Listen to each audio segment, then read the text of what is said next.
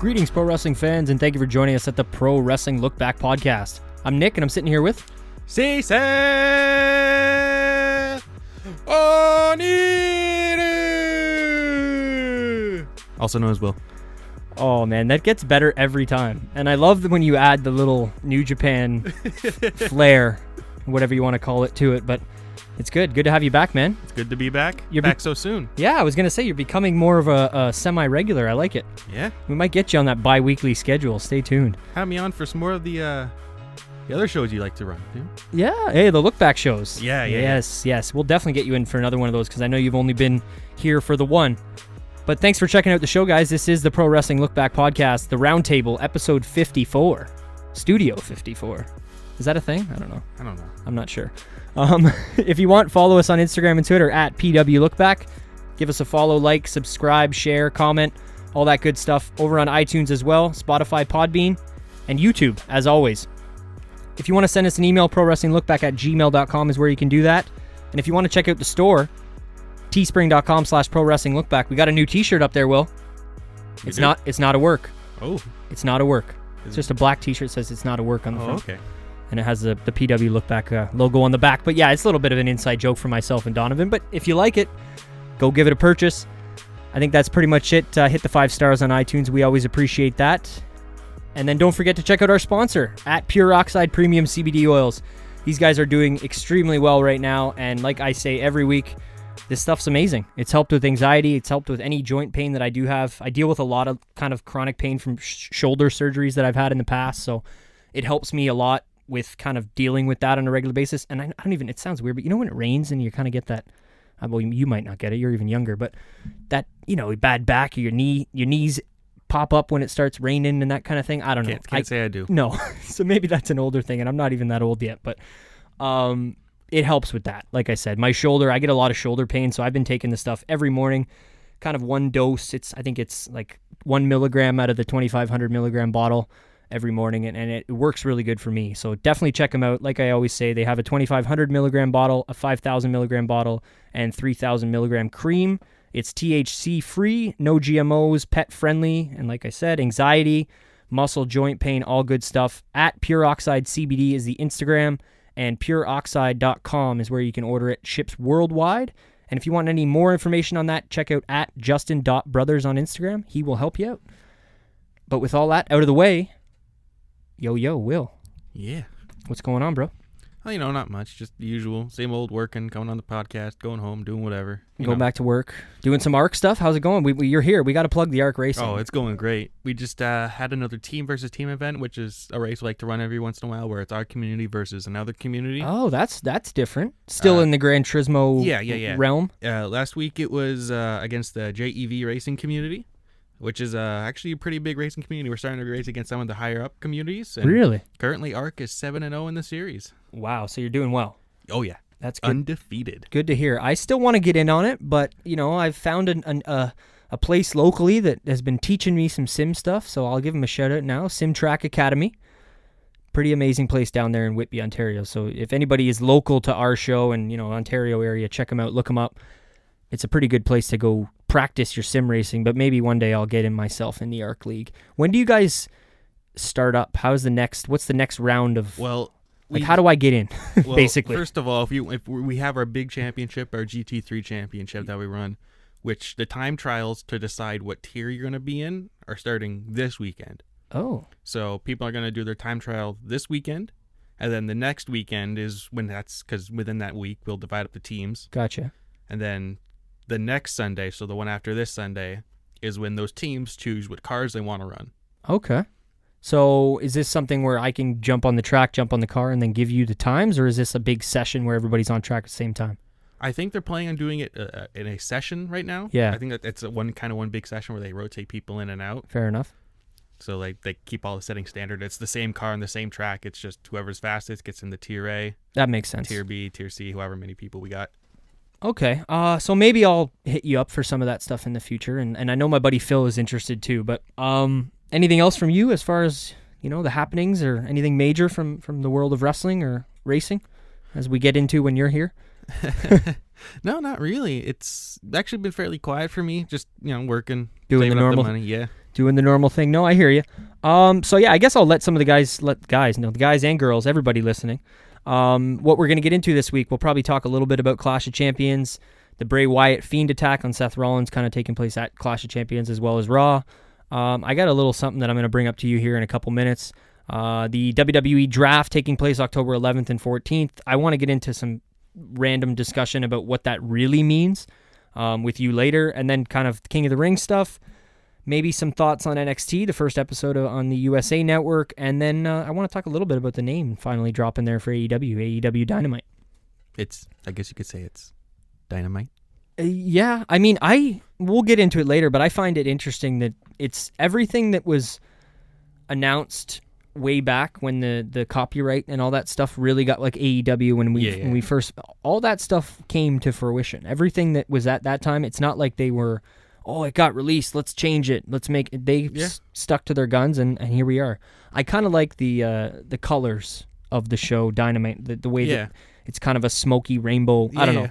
We'll talk more about it later, but I seen something this week, Mr. Will, and I feel like you'll probably have something to say about this. I might have to pull out my phone just to kind of, be 100% sure with this one, but you're an anime watcher, no? From time to time, yeah. So how familiar are you with the Pokemon?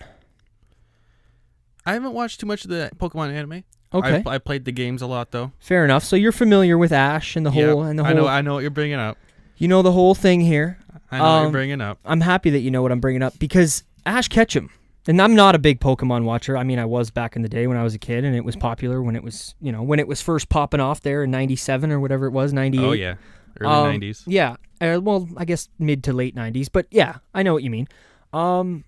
I seen this week, and I thought, you know what, this is something I really want to bring up on the show, because to me this has a lot of pro wrestling connotation or relativity. It relates to pro wrestling a lot, at least to me. So Ash Ketchum won the championship, let's say, the tournament, the tournament for Pokemon. The Alolan Championship in this particular story arc season. That he's in now. Yes.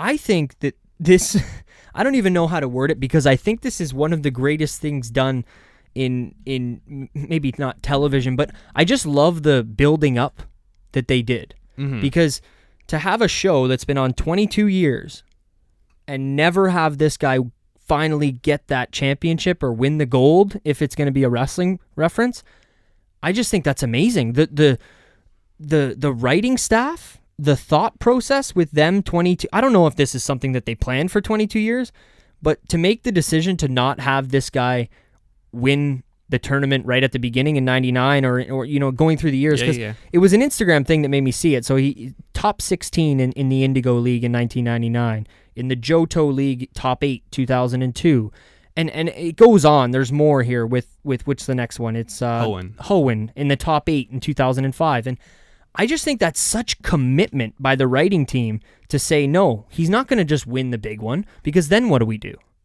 Yeah. What is that big moment for him if he just wins it the first time? And for him to be out in the round of 16 or whatever it was in the first year, it's so realistic, because he was new, he's young. He's 10 years old. He's 10 years old, exactly.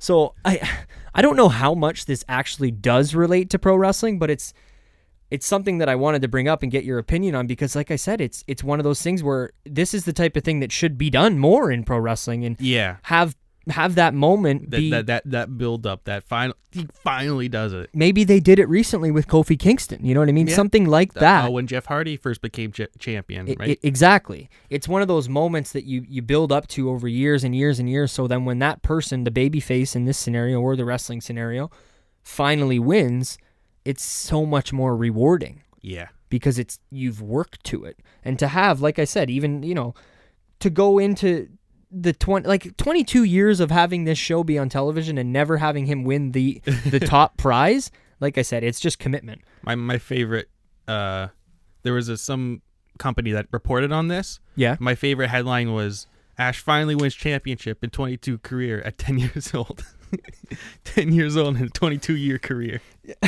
So wait, in the show, he is eternally 10. Oh, so it's like it's not like he's cursed to be always 10. It's just he's always 10. They never bring up his age. It's like The Simpsons. Yeah. Where Bart's been in grade 4 for Yeah. 30 years or whatever it is. I wasn't sure because I guess that would be weird if you had like a 32-year-old Ash Ketchum veteran starting to get a little bit of grays in the beard or something. I don't know. That would be... I'd almost like to see that grown-up Ash. Grown-up Ash, it'd be interesting. Maybe that's what they'll do now. Ooh. Maybe because he's finally won the big one. Okay. He can finally turn 11. Yeah, and then he can start aging now. And then maybe for the next 22 years, we get the next Ash.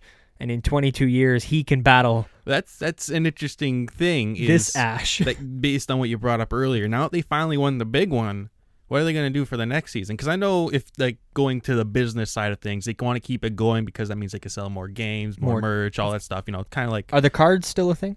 Yeah. Okay, well there you go. So all that kind of stuff, right? All the other money they can make off of that. So it'd be interesting to see where they go from now and they have them win. Do they just keep having them going on? Maybe not always win, but like mostly win, or do they start with someone new? Yeah, and when you said it was the Aloha or the Alolan, so that's the league that he's in now, and it's the region. Like Kanto is the region he was in for the first season. Gotcha. Johto and Toen and so on. That's the region. Got you. I understand. I remember the early ones from the games, but I think as far little problem in the studio. I think as far as I got was like the Ruby games. That'd be Hoenn. Ruby and Gen 3 and Sapphire. I think I played those, and I never played any games later than that on the Game Boy. At least, I wish there was some kind of iPhone game that wasn't necessarily Pokemon Go, and it was kind of more like traditional Pokemon. There is, but it's a knockoff. It's not like a regular Pokemon game, but it's kind of like a Pokemon. Imagine a Pokemon game on mobile. That's what it is. Okay, but is it worth playing? And is it branded Pokemon? It's branded Pokemon, but it's like take any other company that put it on mobile. It's bare bones. Bare bones. A lot of microtransactions and. That's not what I want. That is not at all what I want. But yeah, I don't know. I thought that was interesting. Different topic. I know you're familiar with anime, and it's something that I seen right away, and I was like, you know what? That's going on the roundtable this week because. That's something that pro wrestling should take a piece of, or maybe, turn their eyes over and look. I mean, some could say the guys in New Japan or Japan in general take notes from that. Absolutely, yeah, because, I mean, you don't get guys winning champion. Not that it happens all the time in WWE either, but you don't get a lot of guys, coming in early and winning the championship. Mm-hmm. But yeah, so I guess we might as well, right? It's worth it. Congratulations, Ash Ketchum, on finally winning your... the first ever championship. Good job. Yeah, good on you, man. First championship for Ash Ketchum. But moving on, the few little things I wanted to talk about before we get to all our main kind of topics. I watched an interesting interview. I think anybody who's kind of interested in WWE and kind of the top, people that run that company should check this out. It was an interview. It was a Barstool Sports interview. I can't remember the name of the gentleman from Barstool that was hosting it, but he was with Alex Rodriguez, A-Rod. Famous baseball player from New York Yankees, pretty familiar name. And they were interviewing Stephanie McMahon, kind of it looked like they were probably in a hotel room or something like that. And they just had her sitting down talking about, her past, and it reminded me of the Howard Stern interview, obviously, just maybe not quite as, touchy subjects, but it was different because I said to you before we hit record, Stephanie McMahon, you don't generally get a lot of long-form interview, podcast-style interviews, really, with Stephanie McMahon. You get the feel with her, she's more interested in being behind the scenes. Like, you don't see a lot of interviews with Vince McMahon himself, just because they're usually so busy trying to make the show work. Exactly, and when we do hear her speak, it's in, a quick, similar to like the F1, interviews in the pen. It's like a quick little, couple thoughts from Stephanie McMahon, and then that's it. Or it's in character on Raw, or it's like someone that's just like, "What do you think of this?" as they catch her going by the airport. Exactly, with the TMZ or something like that, or like I said, or it's Stephanie McMahon in character, which is not this. Yeah. So I don't know. I wouldn't say that they really broke any big news or anything major came out of it. But the biggest thing I would say that hasn't been confirmed that came out of that interview was kind of the Network 2.0. Yeah. And I know it's been rumored for, a year? Yeah. That they were going to have different tiers on the network and stuff like that. Don't quote me, but I think this is probably the first time Stephanie's announced it. Excuse me, geez. Maybe come in there next time when I don't think Stephanie has announced, or WWE has announced anything about there being a tiered system for the WWE Network going forward, but maybe that's because nothing's truly set in stone yet, and they don't want to do that until it's officially. But she did bring it up that they're working on, different system of tiers and kind of maybe having more incentives for, different tiers. I wonder how they would do that, because the way they have it now, it's you pay your one price and you get everything that's on the network. Yeah. Whether it's just WWE, you get NXT, you get old WCW, you get a bunch of stuff. Mm-hmm. So how are they going to make it that extra tier worth it? They can't lock stuff they already give people for the current price. I think either that's what's going to happen, like certain stuff like Smoky Mountain Wrestling or any of these other smaller little things that are kind of cool things to have on the network. Maybe you won't have access to those, and all you're going to have access to are pay-per-views, NXT, and I don't know. Maybe that's it. Maybe unless the $9.99 or wherever you pay for it now is going to be the top tier, and then you get everything, and they just introduce lower, more budget tiers that kind of lock off what you can and can't get. That's possible too, but I just really don't.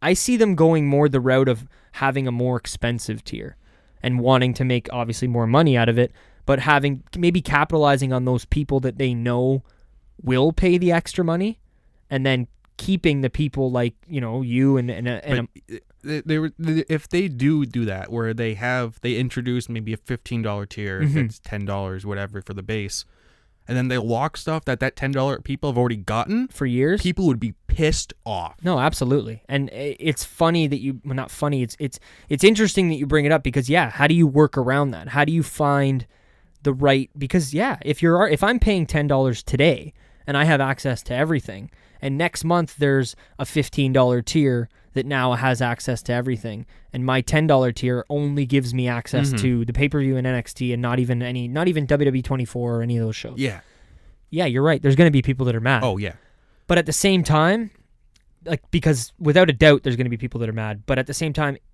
is $15 worth it for the amount of shit that WWE puts out in a month? That's entirely up to the person buying it. Totally. In my opinion, if they do that, an extra $5 tier, whatever their current price is, they would have to do things like maybe have contract or progress. Okay. Or whoever, you mean some other indie promotions, others like putting progress on the network, whatever the one in Germany that they're partnered with. I can't remember the name of it, but I know what you're getting. Have their shows on there, like stuff like that. Like some of those other to bring in those slightly bigger indie promotions and put that on the network to give more incentive to be worth the purchase. Your company name or the network name is WWE Network, World Wrestling Entertainment Network. Yeah. You have your promotion that you're running called the WWE. You can't really have a network called the World Wrestling Entertainment Network without only having just the one promotion on it. That doesn't make sense to me as terms of it's a business way. I get it where it's the WWE running everything, but when it they need to separate the network from the promotion. In my mind. Absolutely, yeah, because it needs to have its own, well, not brand, that wouldn't be the right word, but its own feel, I guess, its own. To bring up the anime like we mentioned earlier, Crunchyroll is just a website where they get licenses and they put all kinds of different anime on their thing. Gotcha. You pay the price and you can watch old anime or without ads and all that stuff. So you're saying make it more like that, where WWE is the Crunchyroll and they have access to other brands of wrestling? Make the WWE Network the Crunchyroll. Yes, where they can, that's what I meant. Any company can sign a contract with the WWE or whatever, and you pay, say, $20 a month and you get all access to everything, or you can pay your $10 a month and only get access to WWE stuff. And that company doesn't necessarily have to be affiliated with WWE like a Progress. Yes. So let's hypothetically, not that this would ever happen. Because, like a Netflix for wrestling.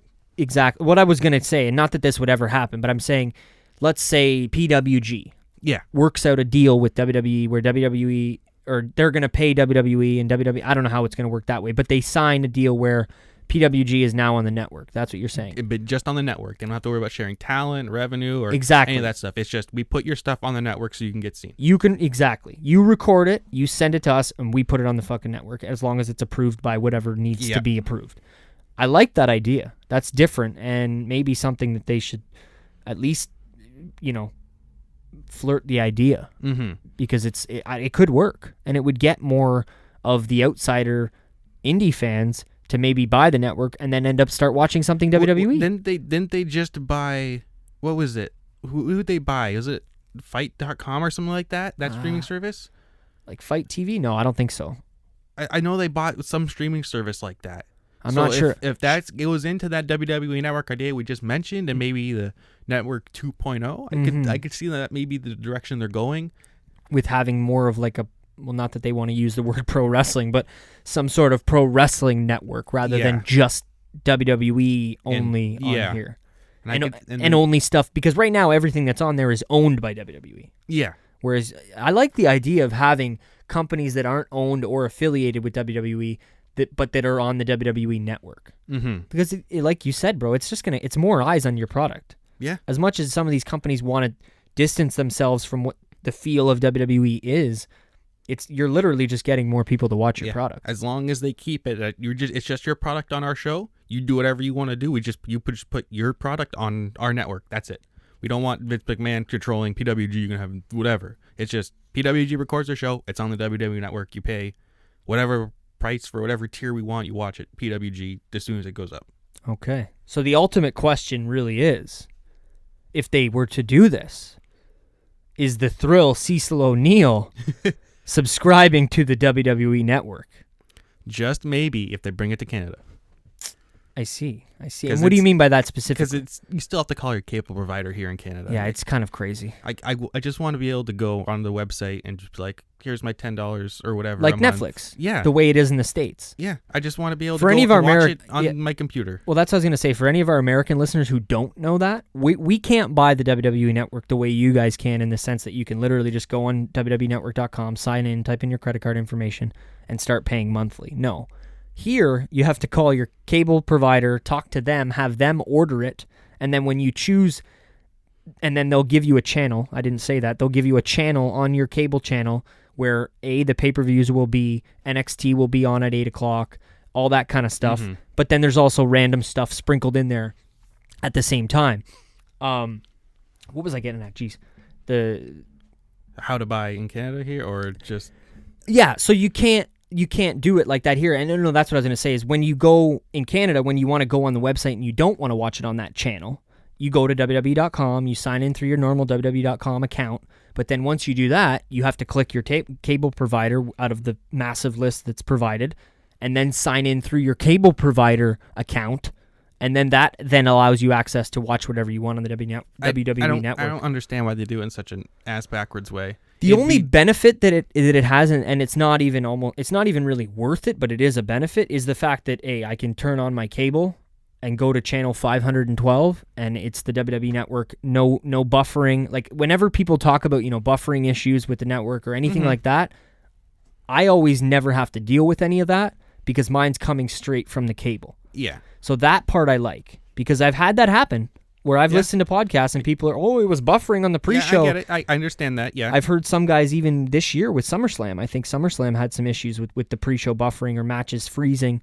So that's a benefit, but it's too many hoops. Mm-hmm. It's that we can't, it's too many hoops that you got to jump through. Like, you are actively alienating potential customers by doing that. Well, yourself, exactly. I don't own cable. My parents own cable. I'm not going to call my parents' cable company just to pay for the WWE Network. Absolutely. No, it's a lot of hoops and a lot of steps that need to be taken to get it here in Canada. So, yeah, it would be much better if you could order it that way. And, hey, maybe with the 2.0 subscription thing, if that ends up coming out, maybe that's how it'll be. The future will tell. Maybe. And maybe we will find out what Will thinks.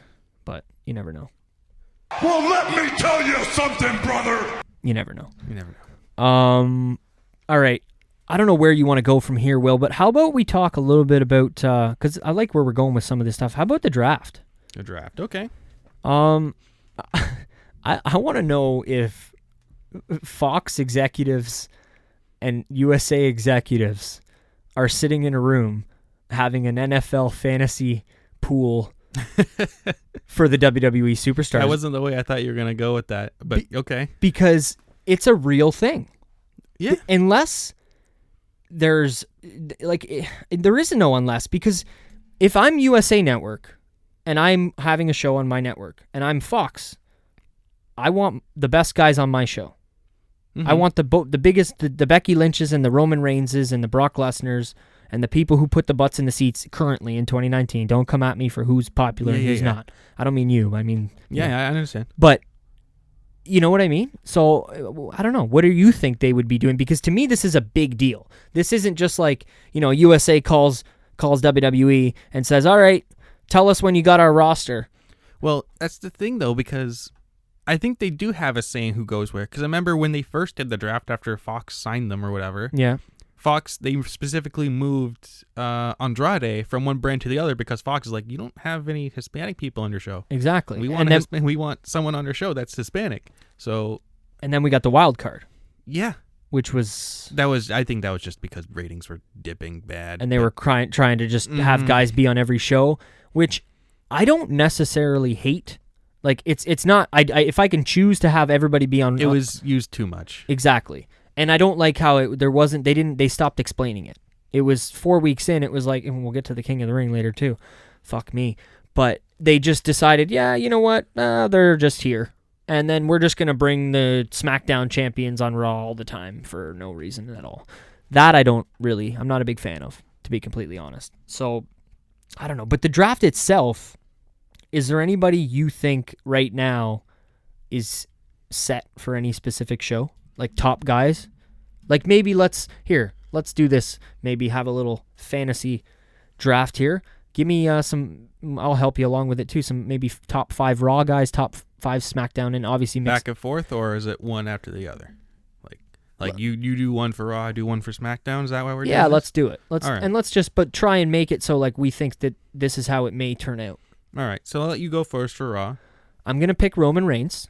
All right, Roman Actually, Reigns. you know what? No, I'm gonna pick Seth Rollins, and that's only because he's got the red belt. All right, and I don't think that they want that red belt on SmackDown, obviously. All right. So then I guess just to counter your point, we'll go Kofi Kingston or Brock Lesnar, whoever it ended up being. I guess. I think you could probably we'll pencil them both in there for SmackDown. Yeah, but we'll say Kofi for now, just so we have the champions determined. Yeah. Again, I'm gonna go with Becky because another reason the Raw title I want, and personally, I know SmackDown is kind of gonna become the A show or whatever it is. I know the big deal with Fox, but to me, Raw's always gonna be the big dog, the big show. I know the big dog isn't on the show, but it's the big show. It's the 3-hour show, and it kicks off the week of pro wrestling. Okay. So, Becky Lynch. My number 2. Are we gonna throw NXT people in here or no? I don't know. Do you think they're available in the draft right now? If Fox and USA Network are sitting in a room together, do you think USA Network has any clout in saying I want Adam Cole or I want Keith Lee? I always say Keith Lee. There may be. I don't know. But let's keep him out of it for now. Let's keep it simple. Because I think Triple H would say, let's wait. Yeah, let's keep it simple. My number 2, Bray Wyatt. That's a good pick. That is a very good pick. And that's something that you think he would do better on SmackDown right now? Especially with the new show, it being I think so. New viewers on Fox, because there's going to be people tuning into this show that don't normally watch the show. Yeah, it's something new. It's not like a character that's had 5 years of backstory. Yeah, where it's like, oh well, he does this because this happened, and then this, but it's something new. This dude comes back. He's got the split personality. One is like kid show, and then the other one is just an absolute animal, which. I love his character. We'll get into more stuff about him later with the whole attacking. Just give him all the belts. All of them. Slow down with that, but I mean, all of them. He might walk away with the championship here at Hell in a Cell. He better. I'm gonna go with Shinsuke, but I need you to confirm to me that you're gonna pick AJ next. Because I want Shinsuke on Raw because I've never seen Shinsuke on Raw, and it's my favorite show, and he's my favorite guy. So I think that would work, and I'm more of an Intercontinental title guy myself. All right. And I think it would be good to kind of, with his buddies, with the boys, the Gallows and the Anderson, I think they should all go to SmackDown because they've kind of. What else are they gonna do? Yeah, they're still together. Okay, we'll do that. So you get Shinsuke at the Intercontinental. Yeah. And I'll get, I guess, the OC. Yeah, you get all of the OC. My last pick. I want to say Charlotte, but I don't think they'll take her off SmackDown because I think she's going to stay on the new brand, on the new night. You know what I mean? She's the queen, and it's her show, and I don't know. I'm stumped now. I want to say Miz, but again, I don't think they'll bring Miz if Shinsuke's coming too. Like I said, if Shinsuke is coming, give me a random one. How about Carmella? Carmella. I don't know why, but I think your number 4 draft pick. Carmella. 4? Yeah. Yeah, 4. I'm going to say Carmella, and it's not because I'm basing this off of people that I think should be switching brands. Okay. And I think she should be switching or not switching like with Becky and Seth. Mm-hmm. But I'm really basing this off of who I think should be on each show and some of those top picks. I think Carmella is one of the people that needs to come over to Raw because it's been a while since she's been on Raw. All right. So if we're doing a woman for this, for our number 4 pick, my number 1 pick, if it has to be between SmackDown and Raw, well, I guess to refer. Do they have to be active right now? Like, do you have to be regulars on the show right now, or can we have someone come back from a hiatus? You getting Finn Balor in? Is that what you're? I was thinking Ronda Rousey or Asuka. Well, Ronda, I would say no because you've seen her finger, no? I haven't. No. Her finger almost got cut off. She got a pretty bad injury. Outside, obviously, you don't need a finger to put on an arm.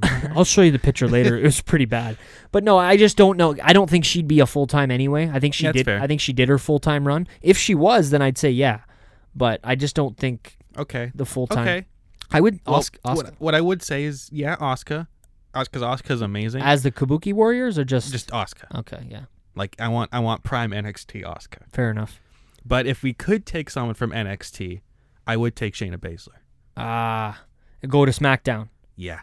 She's 100% ready. Debut and... Baszler is so good. Let's hope. Well, maybe there's not much time to talk about it later, but I'm happy that our girl, Candice, finally gets her number 1 contendership against Shayna Baszler coming up. It's been a long time coming. And she could be the one to finally take it because it'll be one of those things. They've been setting it up for a while. And people probably wouldn't expect it because she's beaten some pretty dominant people over the last 2 years that she's been champion or whatever it was. So yeah, that's a good pick, Shayna Baszler. Just to go on a bit of a tangent, a bit of a fantasy booking from my part. In my opinion, Shayna Baszler is so goddamn good in that ring. She could legitimately challenge Adam Cole for just the NXT championship. In my opinion, hold it. And win it. Win it. Hold both belts. She's that goddamn good. I would put both the women's and the main championship on her. That's insane. And it's not that I disagree with you and I say it's insane like that. I just mean, I don't know if WWE would go near the they wouldn't. Intergender stuff. They would. They wouldn't touch it with a 10-foot pole, but she's so goddamn good. She could hold both belts, even if it's just for the one night and then loses it on the next day or whatever. Whatever. But you could have that storyline of Shayna Baszler and her friends, the new 4 horsewomen versus the Undisputed Era. And like the run-ins and the match, like that, she's... No, you never know. That I don't see it happening, but you never know, and it would be interesting as hell, as all hell. Like if you want to put eyes on your new show on the USA Network, do that. But yeah, calling up Shayna Baszler over to SmackDown wouldn't be a bad idea. I'm trying to think of somebody else from SmackDown that would be a good pick to come over to Raw. Honestly, maybe not after what they did this past week, but I'm gonna say it: Chad Gable. Chad Gable, yeah. What could have been? What could have been with that guy? At least they're doing something with him, I guess. But I liked what he did on SmackDown with the Baron Corbin, and we'll get to that after. But him again, messing up the whole ceremony and everything. Speaking of messing up the ceremony, how many times has the King of the Ring had his coronation ruined? Probably more times than not. You think so? Because I can remember Owen Hart that going fine. Even Sheamus is going fine. Like, I'm trying to think. That was a pure guess because I got to be honest with you, Will. The ones that I've seen live, not many. And we watched the King of the Ring. We did a look back of it. Go check it out, King of the Ring 2002. And I mean, we got no coronation on that fucking show, and that show was called King of the Ring. Like it was the name of the show was King of the Ring. I mean, Corbin won it on Raw and then got coronated the next night at SmackDown. Which I mean. Make your last pick, and then maybe we'll get into some of the King of the Ring stuff. All right, so we've had the champion, one random pick. Yeah. The secondary titles, I believe it was the women's. So I guess let's go for tag teams. Okay, yeah, I didn't really pick a tag team. I think Chad Gable coming over to Raw and being pushed would be amazing. All right, so I guess I'll take a tag team then, just because they're new, and I guess they're introduced. I'm going to say AOP. AOP staying on, because that promo that aired this week on Raw aired on both shows. The same promo, beat for beat. So yeah, they could definitely show up on SmackDown. I think one of the other people, probably not, because I want to see them maybe win this SmackDown Tag Team Championships eventually, but Heavy Machinery. I know you're not going to agree with this, and this isn't on topic with as far as the draft, but the amount that I like them more than the Viking Raiders is like, because I look at them similar. They're both two heavy, big tag teams that do powerful moves. I like them so much more than the Viking Raiders. It's not even funny. Like, they could leave tomorrow and I'd be fine with it. I'm not big on those guys. I know they're really good wrestlers, and I know they've had amazing matches in New Japan and outside of, WWE, even in NXT. I'm sure they had some really good stuff. But they just don't do it for me. The name was obviously a big thing at the beginning. And then I'm not a big fan of their entrance and just all of it. It's just not my kind of character. I don't want to say, maybe I don't mean that when I say they can go, because I like having them there, but they're just not the guys that I'm cheering for. And I really like these heavy machinery guys. I find they're very entertaining.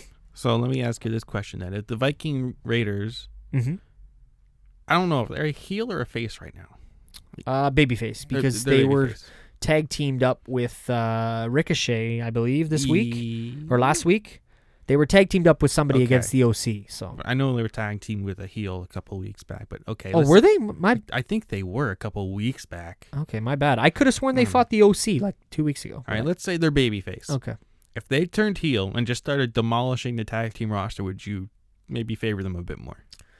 I would favor them for I would like what WWE is doing in building them up, if that was what they were doing.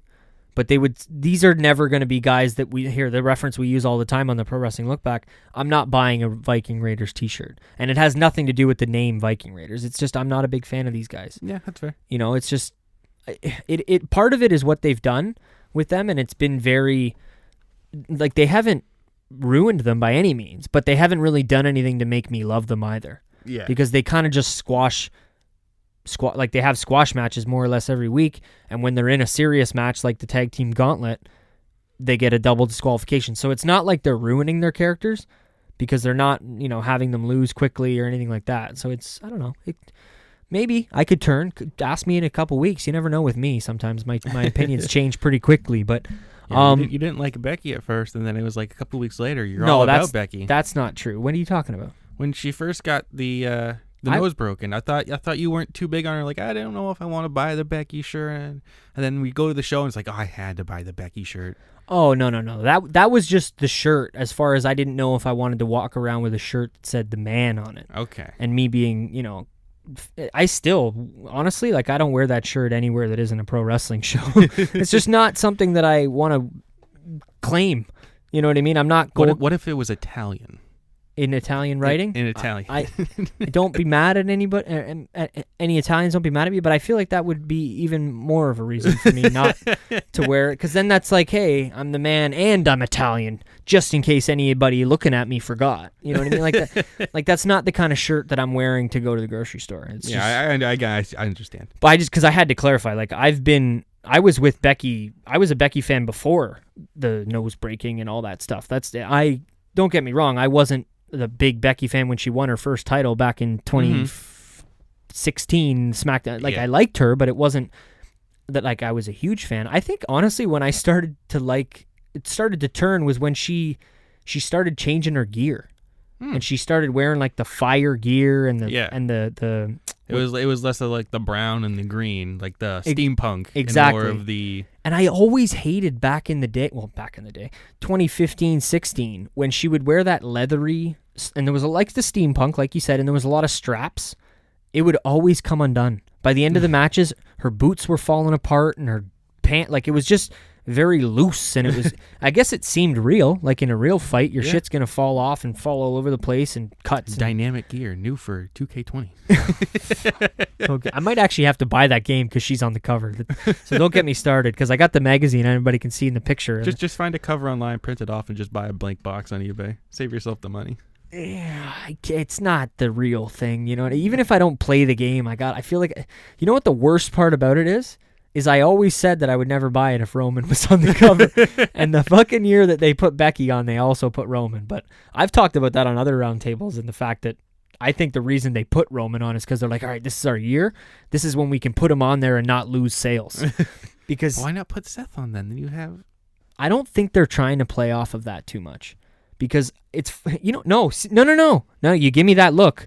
It's not 5 weeks ago when it was a tag team fucking party couple. Yeah, because people were like separate them already. No, exactly. So since then, they've stopped. That's what I mean. I don't think that they would play off that with the video game. And I don't even know if you knew about this because I want to talk about it with you. I talked about it with Donovan last week.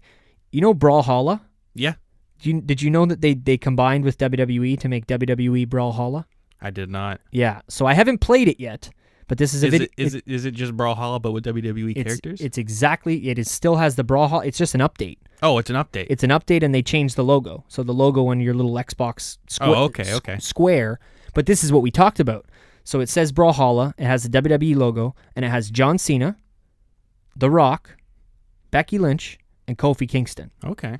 And me and Donovan talked about, I guess it makes sense to have The Rock and John Cena because you're going to bring in people who don't watch wrestling and they're going to relate two different generations of people. The John Cena meme and all that stuff, right? And just everybody knows The Rock and John Cena. I feel like maybe not, but John Cena is almost as synonymous with pro wrestling now as The Rock. The Rock's more known. Stone Cold, yeah. Yeah. The Rock's even more known for other shit. Hulk Hogan. Yeah, I get what you mean. Yeah. You know what I mean? Especially amongst the two big names. I was like, wrestlers. Exactly. So then we're going to put champions on the other side. Donovan brought up a good point in the sense that he's like, I don't think they wanted to put the couple up there. You know what I mean? That's why Kofi, because I asked him, and because Donovan's not a big fan of Kofi or Seth.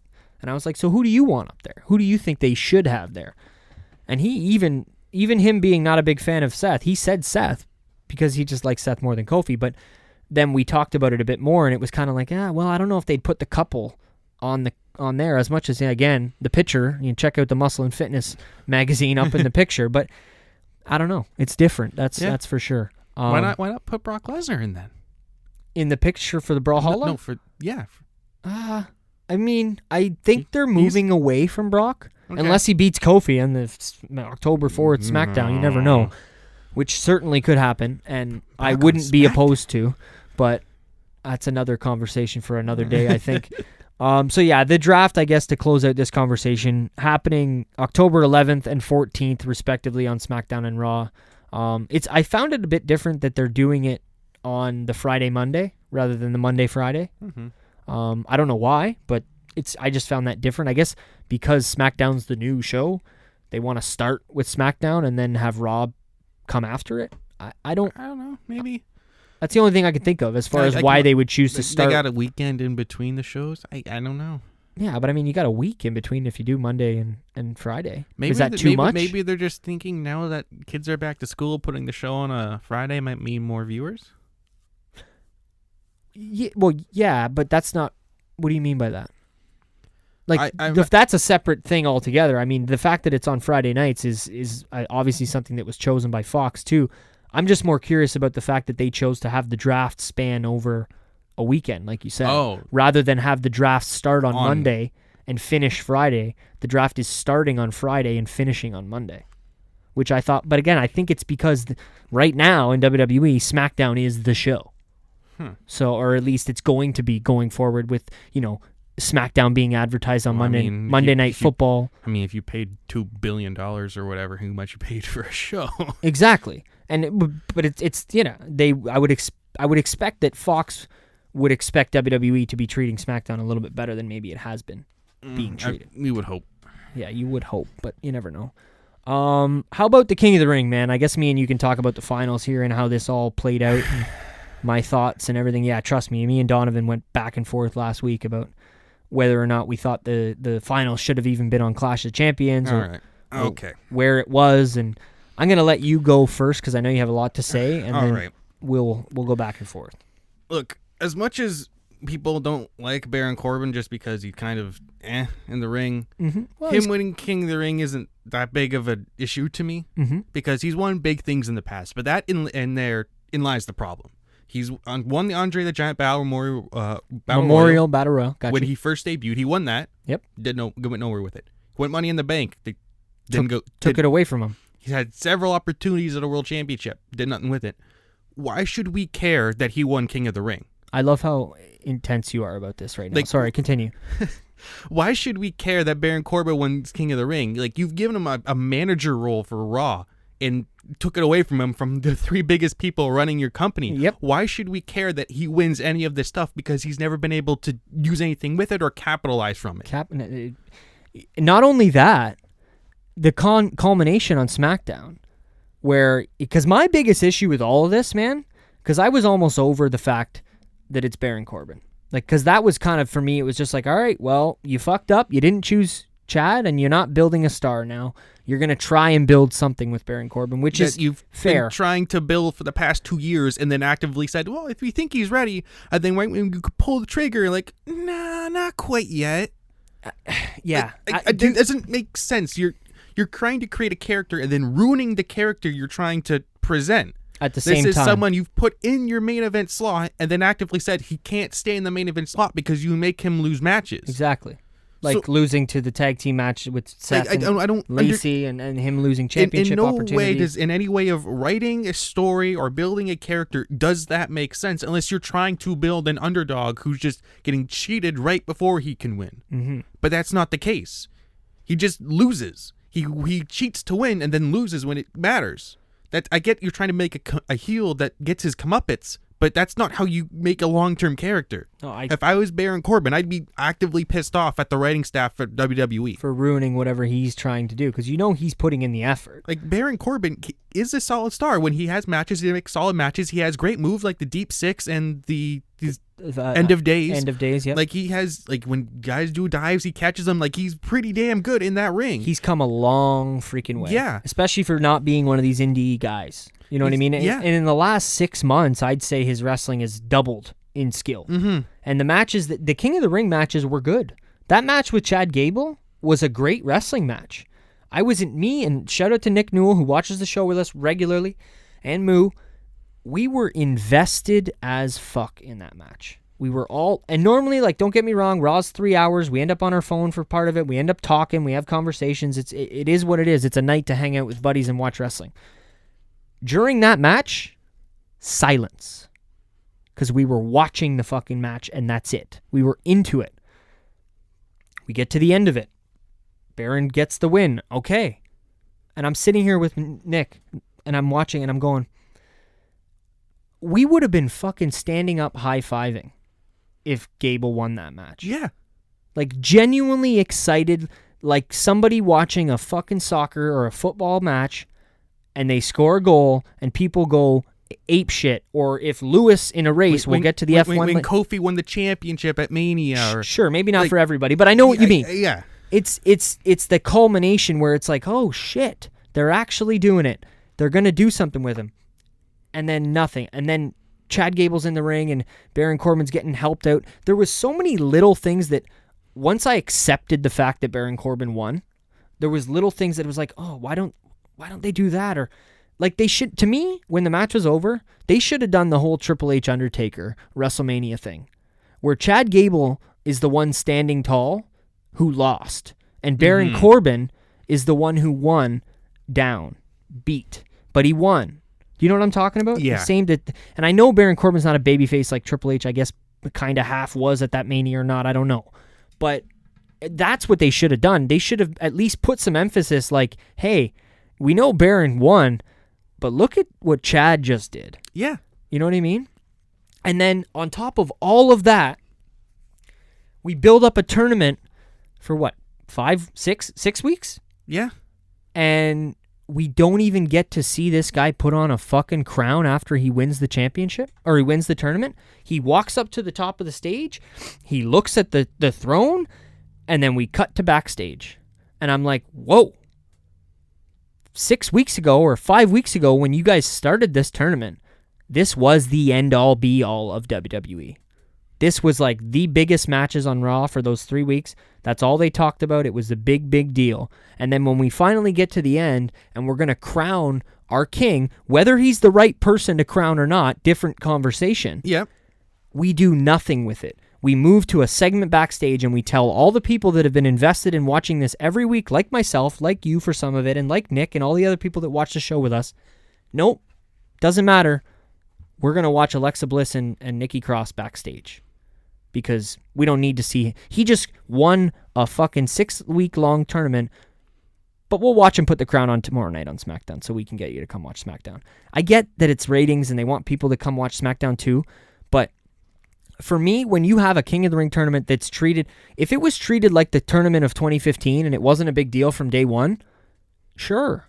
But they treated this like I didn't even bring this up. They treated this like it was a big deal in the sense that it could have been main event of Monday Night Raw. Why wasn't 100%? It's the King of the Ring. This thing's got history. Why wouldn't it main event Raw? When it didn't and it came out, it was like, I think it was like 8:45 or something or maybe not, maybe like just after 9:00, which is not a prime Monday Night Raw hour, that these guys came out, and I'm sitting here going, what? Isn't this like the biggest thing of Raw tonight? Like, I can't even remember what the main event was. Probably like this is the biggest six-man thing tag you of some actively kind. have going, drawing viewers in. Exactly. And you're going to do nothing with it. Yeah, man. I was extremely disappointed with the way they treated the culmination and the winner. Like I said, the person who won is almost a whole separate conversation that we had prior to this, and it needed to be had. But put it all aside, and we take Baron Corbin for what he is, and he's the winner now. Let's at least treat him like a fucking winner. You know what I mean? Do something with him. Even if, I get not necessarily everyone wants to see him at the top of the card. Even if you have to do the Jinder Mahal. Like, not everyone wanted Jinder Mahal at the top of the card, but at least you made him look strong at the top of the card. At least you owned it. Yeah. You owned he won matches. He defended the championship.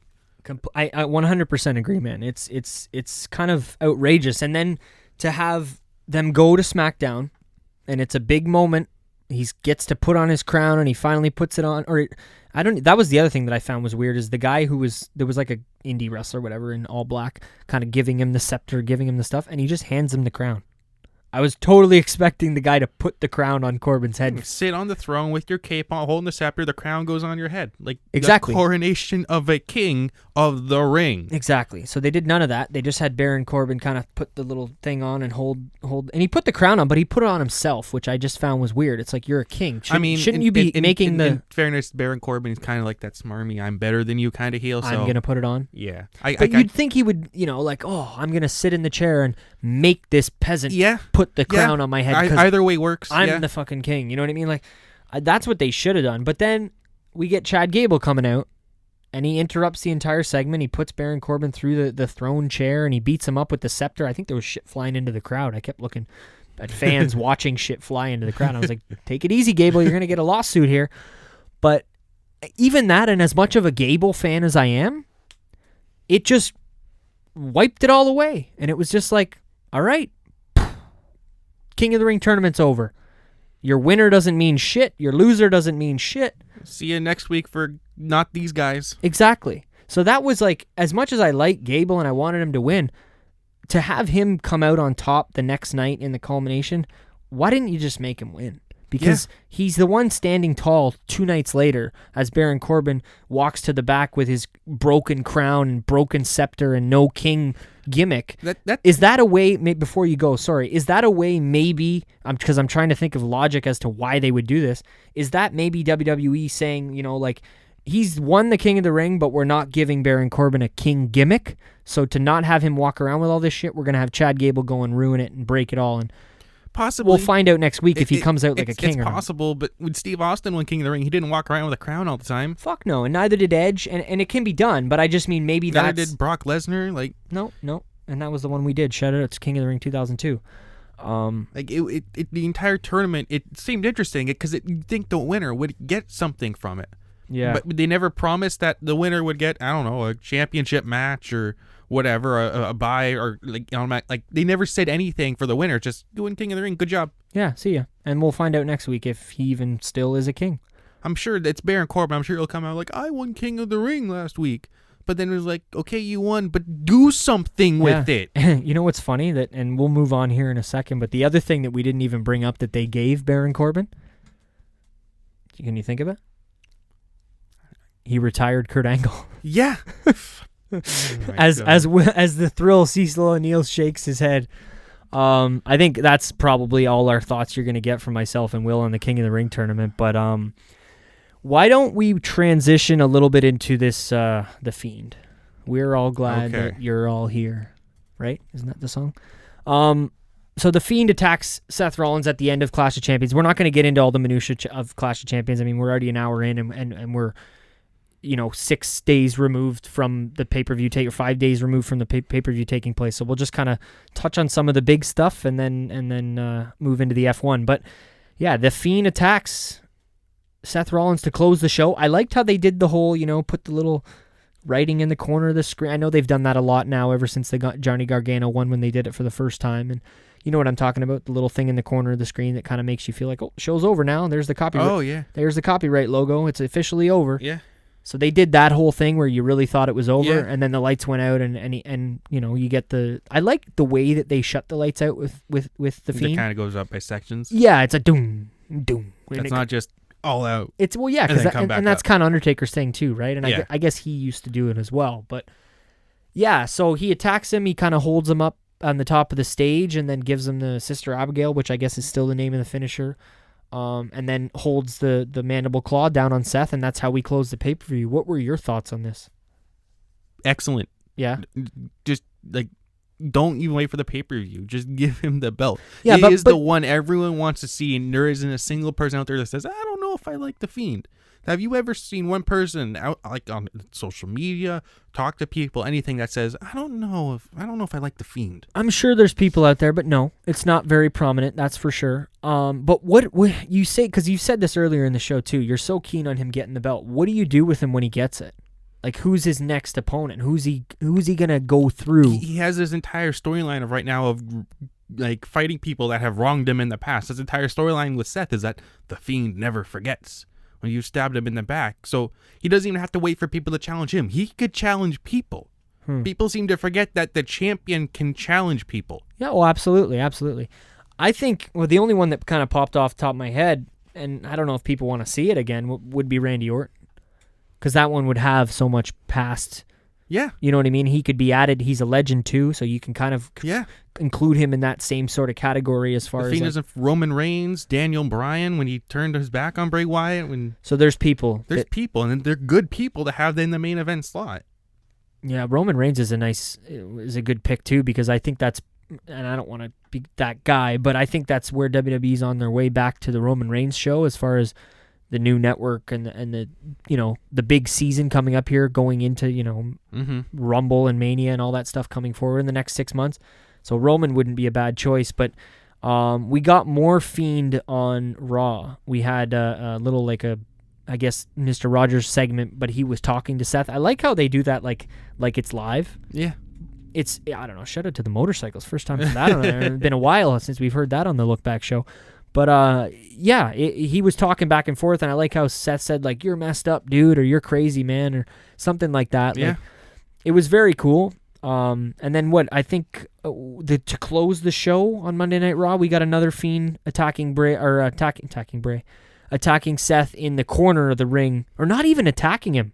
He attacked Kane. Yeah. Kane came out for the save on Seth, which I thought was kind of cool with the whole tie-in of, remember Seth's injuring his knee wrestling Kane for the WWE Championship back in 2015. So that was a cool tie-in, and then Kane, being on Raw, winning the 247 title as Glenn Jacobs, and then coming out as Kane in his hometown. Mm-hmm. All very cool. I think we kind of assumed that Bray Wyatt was going to be getting involved. I just didn't know how. I liked how they did it right before he went for the pyro at the end. He puts his hands down, nothing happens, and the lights go out. And he attacks Kane, which makes perfect sense because of the Jerry Lawler and the Mick Foley and all these other people that have been attacked, legends. Didn't attack Stone Cold, though. He didn't, because... But he mentioned it, though. You don't mess with like a rattlesnake, he said in his Firefly Funhouse promo. You're right, he did say that too, and I honestly think, especially Vince, even as much as we know Vince probably likes this Fiend character, I don't think Vince would be down with having... I think Stone Cold would be over to put, like, I think Stone Stone, to put him over. Maybe. I don't doubt it, but I still don't think Vince is ready to have Stone Cold not be shining on the close of Monday Night Raw. And that, Madison Square Garden, Stone Cold. I get it. Exactly. And that show, I mean, we talked about it a little bit. You know what's funny? I guess we can talk about it a little bit now. I don't want to spend too much time on it. Me and Donovan never even talked about Stone Cold being on Monday Night Raw. We finished the show 2 weeks ago. I mean, what did he do, really? Well, the way we looked at it was, one, we kind of just forgot because there was so much stuff that week. And the other thing was like, you know what? Anybody who listens to this show probably listens to more than one wrestling podcast in a week. And if you don't, hey, that's awesome. If you're just listening to the Pro Wrestling LookBack podcast, hey, good on you. But we figured most people have heard people's opinions of Stone Cold being on Raw. We don't need to give them our opinions of the same thing that happened, you know what I mean? So I don't know. That was kind of my thoughts on that, or our thoughts and the reason why we didn't really go into Stone Cold on Raw. But yeah, so any other stuff, like do you see, is he taking the title off Seth for sure? I mean, nothing's ever for sure in the WWE bubble, but honestly, they should. But like, if you've tried to give what do Bray you credibility think? in the past, and once again with Baron Corbin, they worked him up. People loved him when he was that creepy guy from the Bayou, but they still never did anything with him until he lost every feud he was in. That's until the they problem. finally gave him the Elimination Chamber win, which lasted for a month and then lost to Randy Orton. So in the end, it didn't even matter. Exactly. But this, like, you have the perfect reset button for him and his character.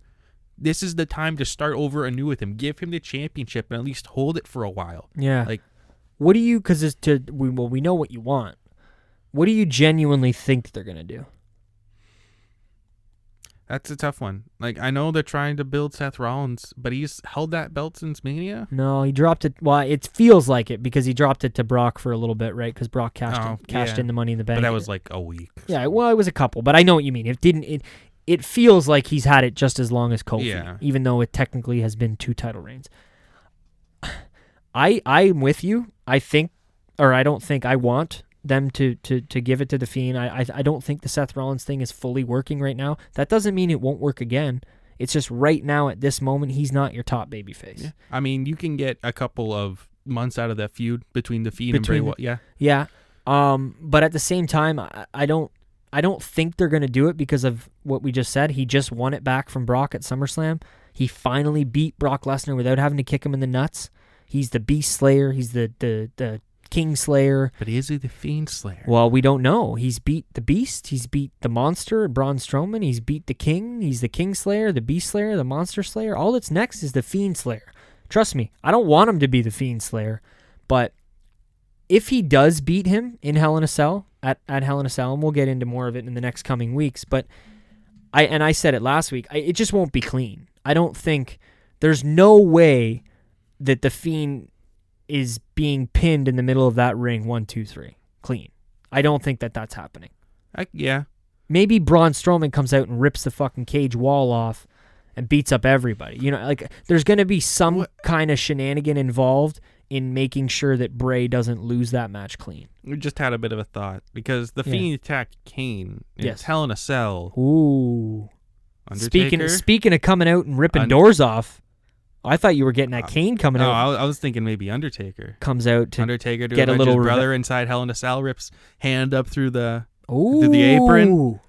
I like the hand through the apron. That would be, I mean, you'd have to keep that hole in the ring the whole night kind of thing and make sure main event. It's the Fiend. Of course that's the main event. Oh, yeah. Oh, it'll be, no, I didn't mean it like that. I just meant that's something you got to keep in mind that they would have to. Oh, obviously, it would play into the finish, obviously. For sure. I like that, though. And then maybe have that lead, towards like a Rumble type Undertaker? I don't know if necessarily a match, because Undertaker's matches haven't been the best. I don't know if he wants more matches based on the toll he's taken on his body. But I think he's got to have one more. Maybe. One more Mania one. They tried to put him over with Bray Wyatt, and that didn't work out. No, that was the first Mania I watched, like, when I got back into wrestling. But I mean, like I mentioned, they have that reset button. If Bray Wyatt didn't work out, maybe the Fiend will. Yeah, that's true. They need that big spooky bad guy, and the Fiend seems to be that guy that everyone likes right now. Well, everyone certainly fucking likes him. That's a given.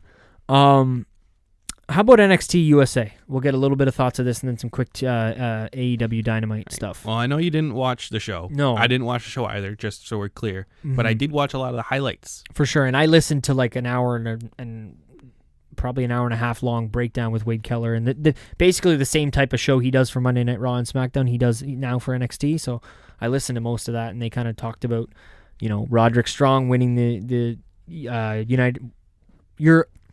North America. North America. I said United States, and then I said European before I said North American. Wow.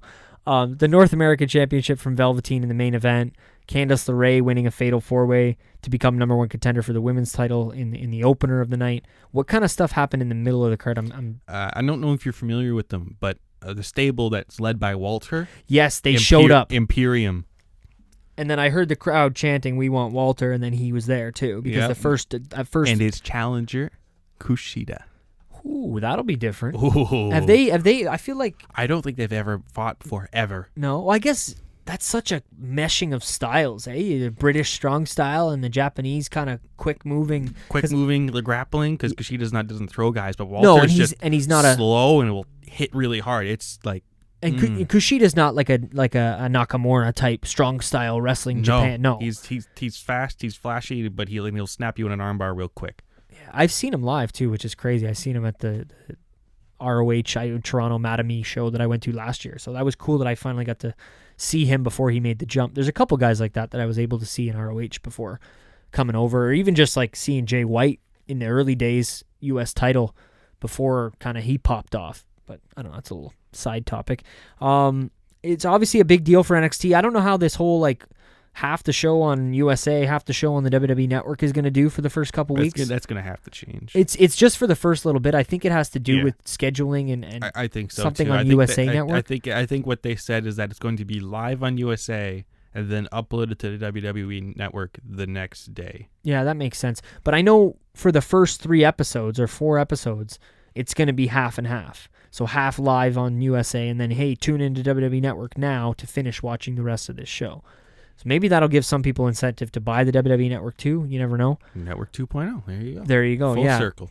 Well, because that's the other thing I'm worried about too, is like how many people now that NXT is on USA and not on the network, are we going to be getting people that cancel the network? Like Mike D's who are not really, like, they're there. I know Mike watches a lot of stuff that, Smoky Mountain and other little things like that, but the main reason someone like him has NXT or has the WWE Network is to watch NXT every week. I could see it happening, but I mean that's going to have to come back, and like we mentioned, the WWE Network 2.0. They're going to have to say something about that. Yeah. Because, I mean, it's coming to the network is just the day later. So. Yeah, I don't know. Which, I mean, some could argue is good because then AEW is on the Wednesday and you can watch NXT on the Thursday. So. Yeah, we could do it while we record the roundtable. Just have it on. Ooh, that was a nice arm drag. We actually talked about having it on in the background and changing our day to Wednesday for Dynamite, but we should talk about that too, because I don't know how much we really need to talk about the NXT stuff. It'll be more of a, I think, talking point, going forward with kind of what they do, and I don't know, we talked about it too. I'm not a massive NXT watcher, so it's not, I mean, I was trying to think of like today or yesterday what my era would be, I guess, for NXT, and it would be the Shinsuke Samoa Joe, because I was trying to think, like, I don't even think I was watching NXT when Adam Cole made his debut, and which that was like 2 years ago now. He debuted against that was Drew McIntyre, Bobby Roode. Was it Bobby Roode or Cien Almas? No, it was Bobby Roode and Drew McIntyre, I think. Okay, yeah. Because he attacked Drew McIntyre after the match. And I don't even know if I was watching at that point, which I may have been, because I think I saw Bobby Roode because he beat Nakamura. And another, that's a weird for the NXT Championship, Bobby Roode and Drew McIntyre. Oh, I know, but they were both over as fuck in NXT. Yeah, hugely, especially, like, I know Drew was, but especially Bobby, man. When that Glorious thing first started popping off, that was like I remember being in the building the first time I got to scream that shit, and it was incredible. It was something different. And it was actually, shout out to that match. That was NXT TakeOver Toronto 1, Ty Dillinger versus Bobby Roode in a little Canadian kind of early on the card matchup. So that was 2 of my favorite guys too at the time. So good shit. But how's this for AEW? Give me a second. Tuesday Night Dynamite or Wednesday Night Dynamite. That was the name that they originally... Yeah, they were thinking of putting it on Tuesday because I guess they started SmackDown was going to Friday, so they didn't want to compete. But then I guess they're like, well, Wednesday will work. Screw it, we'll do it Wednesday. And then WWE was the ones that decided to... Yeah, they really wanted to compete. WWE was the ones that reacted. Yeah, because they were the ones who said, you know what, let's get this NXT on fucking USA Network and see what we can do here. But yeah, the Dynamite name is here. What do you think? It's a good name. Yeah. Wednesday Night Dynamite, it works. Wednesday Night Dynamite. I don't know if I like AEW Dynamite. It sounds a little weird, but it's just because I'm not used to it. WWE Raw probably sounded a little weird back in the day too, right? SmackDown would sound a bit weird then. Yeah, I guess that one's more of a rock. In your house. Yeah, that's going way back. But yeah, it's a bit different, but it's very generic, and it kind of, you know what it is. You hear 3 letters of a wrestling promotion and then a name like that. You kind of assume this is their their weekly show. I know you mentioned earlier off the podcast when I show up and we just hang on for a bit. For sure. You mentioned you didn't like them hiring Tony Schiavone because you felt like he was representing WCW too much. I don't know if I'd use the word representing. I think he gives off too much of that. Like if I was a lapsed wrestling fan and I'm finding, there's another new company. Oh, they hired Tony Schiavone. Oh, okay. Oh, they got JR too? What is this? Just like they have a show named Dynamite? Oh, it's almost like WCW Nitro. Yeah, like even the JR, like there's too many things that come right at you when you're a new fan to AEW, I think, that are very from the past. Mm-hmm. But at the same time, to bring up Mike again, I don't know if you know him, but I know Mike has a friend because you guys work together. He's got a friend at work who he got into to pro wrestling who's never watched pro wrestling before. Mm-hmm. So this guy, there are people like him. They don't know who they don't know who JR is. They just know. I'm the same. Remember, I told you my friend last time I was on the podcast. He actually managed to. Oh, buy you know what? tickets to Maybe that was Charleston. you, not Mike. My bad. Maybe that was you that said that to me, and he didn't know who they were. So it's not a big deal. So it depends on how many of those kind of fans there is. Yeah. But if you're getting a lot of the, 30 to 38-year-old guys who are coming back, who maybe watched the Monday Night Wars, that are looking to see some more of the stuff like they saw back then, maybe they're just going to turn it on and go, oh, it's the same thing I saw before, until they see the wrestling, of course. Yeah. But that first glance and that first, audio sound, I don't know. Maybe it's good, maybe it's bad. Because it has the good of like, oh, it's familiar. Yeah. But maybe it has the bad because it's too familiar and it's not new. But I like, who's the guy with the mask? Excalibur? Yeah. He's a really good commentator. Oh, yeah. And the other guy, they have a good commentary team. It's just... Golden Boy. I think, yeah.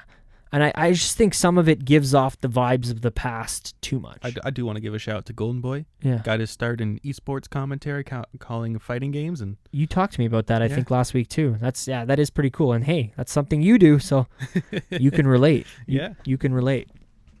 But yeah, Dynamite, good name. I guess if that's... Oh, yeah, I like it. Any projections for the first show? I know they got that 6-man tag that they're hyping up the quite a bit. 6-man tag between the Elite and Jericho and 2 unnamed partners. I mentioned earlier MJF versus Brandon Cutler, like blew up the internet. Yeah. With the whole I do play and don't play D&D. Yeah, get it. You can explain a little bit if you want. All right. Well, for those of you that don't know, MJF is the heel, and basically found out he's having a match with Brandon Cutler. Posted a picture of himself flexing in a mirror saying, I don't play D&D. Brandon Cutler responds with a picture of himself flexing in a mirror saying, I do play D&D. And then a bunch of people, it blew up, made it to the front page of Reddit. Fair enough to a lot of the people in the comments. They explained that it was a wrestling thing. MJF is being a heel. He's not just being a dick. But then it blew up. A bunch of other famous people actually got on board with it. I showed you a picture of some dude on the cover of Muscle Fitness that's just absolutely jacked. He's like, I do play D&D. There's a bunch of other news outlets that are responding to him. Like MJF tweeted back to Muscle Fitness, did I ask you? It's blew up. But that's incredible. And I told you the first time I saw this guy was at the rally, and the first thing I thought to myself was, yes, AEW's got a real heel. They've got somebody that's something I was actually thinking about earlier on in the week. Yeah. Because my friend who I mentioned to you, I got into wrestling, he's a super Kenny Mark. The first ever wrestling match I showed him was Kenny Omega versus Okada. Oh, fuck. We watched that entire trilogy, and he's in love with Kenny. What are you doing to the guy, man? That's like... the first match I showed him was Wrestle Kingdom 10. Nakamura? Shibata versus Ishii, which was like just the representation of Japanese strong style. Just hit me really hard, and then hit me harder, and that was Nakamura AJ though, right? Or was that 9? It was 10. It was 10. Okay, it was 10. Yeah. So he's like, "Wow, this is wrestling in Japan." I'm like, "Oh yeah." Then I posted a link to Okada versus Kenny, and he's like, just mind blown. What did you just post a link and say, "Hey, got an hour?" Question mark. Yeah. So me and my other friend, we just sat down and watched it for an hour. He's like, "There's 2 more matches of this." I'm like, "Yeah, you want to watch them sometime?" Yeah. I'll definitely. So he's a super Kenny Mark. So, and they seem to be doing this thing where Kenny's kind of starting to go a little bit crazy again because he's lost some matches. Yep. So he doesn't like the fact that Kenny might be turning heel. So then I got to thinking, how many heels did they actually have in AEW? I'm like, Chris Jericho, Shawn Spears, MJF, Just singles, just for singles. And I'm talking real heels. Yeah. Like, I don't feel like there's many people booing Chris Jericho. Yeah, I mean, like, I'm like Sammy Guevara, and then I'm like, that's 4 people. I think they need a heel Kenny. Absolutely. Well, that wouldn't be a bad idea, but how do you do that with, like, does he split away from, because isn't he still like a manager? Like, yeah, you can. Owner, I mean, you can still be an kind of owner thing? and kind of be like a bad guy. I for guess wrestling. that's true. I mean, we definitely know that. Vince McMahon. Yeah, I was gonna say we definitely know authority figures are something that can be played off of in WWE for sure. But yeah, I almost feel I'm trying to think of a good comparison. Like, you almost started too good, because it's like you don't have much better you could show that guy now unless you go get into the Chris Benoit, Kurt Angle classics. I showed him one of the funnier PWG matches. Okay. Because I got 2 friends into it. Yeah, nice. So I showed them both. Did you tell me you got them into the Pro Wrestling Look Back? I haven't yet. Okay, but well, I've told them I've been on a podcast, but I haven't shown them the podcast yet. Well, why not? I don't know if they're big podcast It doesn't guys, matter. to be fair, but I'll try. All right, I'll try. So I showed both of them a match in PWG. It was one of the funny moments where it's like slow down, and then everyone wrestles in slow motion, and the crowd is like slow mo cheering. Yeah. And my one friend is like indie wrestling at its finest. Yeah, my one friend who didn't buy the ticket is like, this is awesome, this is amazing. And the guy who I showed, Kenny Okada, is like, you showed me Kenny Okada, and then you're going to show me this? Yeah, exactly, right? So but did he accept and did he like the fact that pro wrestling is cool in that way, that you can have it be so versatile, but it's the same thing? He loves the more athletic stuff. Yeah, but it's cool that, I mean, it's hard because there isn't a lot of mediums that are the same. You can't really compare a sport in the same way, but it's like you watch a hockey match or a hockey game or a soccer match, like, okay, there's going to be variations within the but it's generally going to be more or less, you're not going to have the extremes of a 60-minute classic with Kenny Okada and Orange Cassidy versus Tangerine Cassidy. You're not going to have that kind of spectrum in sports as far as funny and entertaining. And that's one of the beautiful things about wrestling, is that you have that spectrum, and that spectrum will draw people in regardless of what you want. Exactly. He loves the realistic fights that can go on for 60 minutes, that tell that super long epic story in the ring, where some people will love that. I sit down for 15 minutes and laugh my ass off. Yeah, well, like we did when we watched Orange Cassidy versus Tangerine. What did I say to you? I'm like, I don't know if I could be in the building for this one, but this is funny and it's cool to watch on TV, and I like that it exists. If this is all that pro wrestling was, I don't think I'd be doing a podcast about it. But I'm happy that this form of pro wrestling is out there. Yeah. Oh, he was laughing at it. He just admits that this is my bread and butter. This isn't what I'm going to go out of my way to watch. No, definitely not. Anything else from the AEW stuff from you, Will? Not too much. They're just announcing more shows. Full Gear. What, October or November? Yeah, I like the name and the graphics. Was that me and you that talked about that when you were here last time too? I think so. Because I liked that. Was it me that mentioned Adam Page? I was like, I did this gimmick like a month ago. Yeah. I just think that the graphics and all the money and whatever they're spending on that stuff, it looks, I think it was me and you talking about this, how I said you could replace, Kenny and... It could be WWE Full Gear, and it'd be like, okay. It wouldn't shock me. You could literally just swap AEW Roadblock. Exactly. Well, the colors are the same too. And then have they announced any other shows? Names? Just a couple of TV show hosts. That's about it. Okay. So that's all the big news from around, I guess, pro wrestling. One little thing, shout out to my boy Donovan. Let me know how much you liked that segment that closed SmackDown, because I know you're probably listening this week, because I know you listen when you're not on the show. And hi, Donnie. Check it out, because the ending of SmackDown, and I know we're jumping back to SmackDown quickly, but the ending of SmackDown this week, bro, with Luke Harper and Eric Rowan, I don't know if you saw the highlights, but it was fucking vicious. I haven't seen viciousness like that in WWE, maybe pro wrestling elsewhere, who knows? But in WWE like that in a long time. Maybe not even since I've been watching wrestling again. Because they were throwing people around, and it looked like Luke Harper was out there like, you know what? If this is what they're going to, if this is all they're giving me, I'm making the absolute fucking best of this. I'm going to, it was just, I can't articulate it in words for a podcast, but go watch the highlights. No fucks given. Yeah, and it felt real. Like when I was watching it, I was like, this is fucking chaos. They're throwing people around and angry as fuck, and just, I don't know. It was very different. Maybe not what you're used to seeing in WWE as far as how vicious some of the stuff can get. But I don't know. I really enjoyed that, and I wanted to shout it out for Donovan because I know he's into that raw aggression that you get sometimes in wrestling. So, I don't know.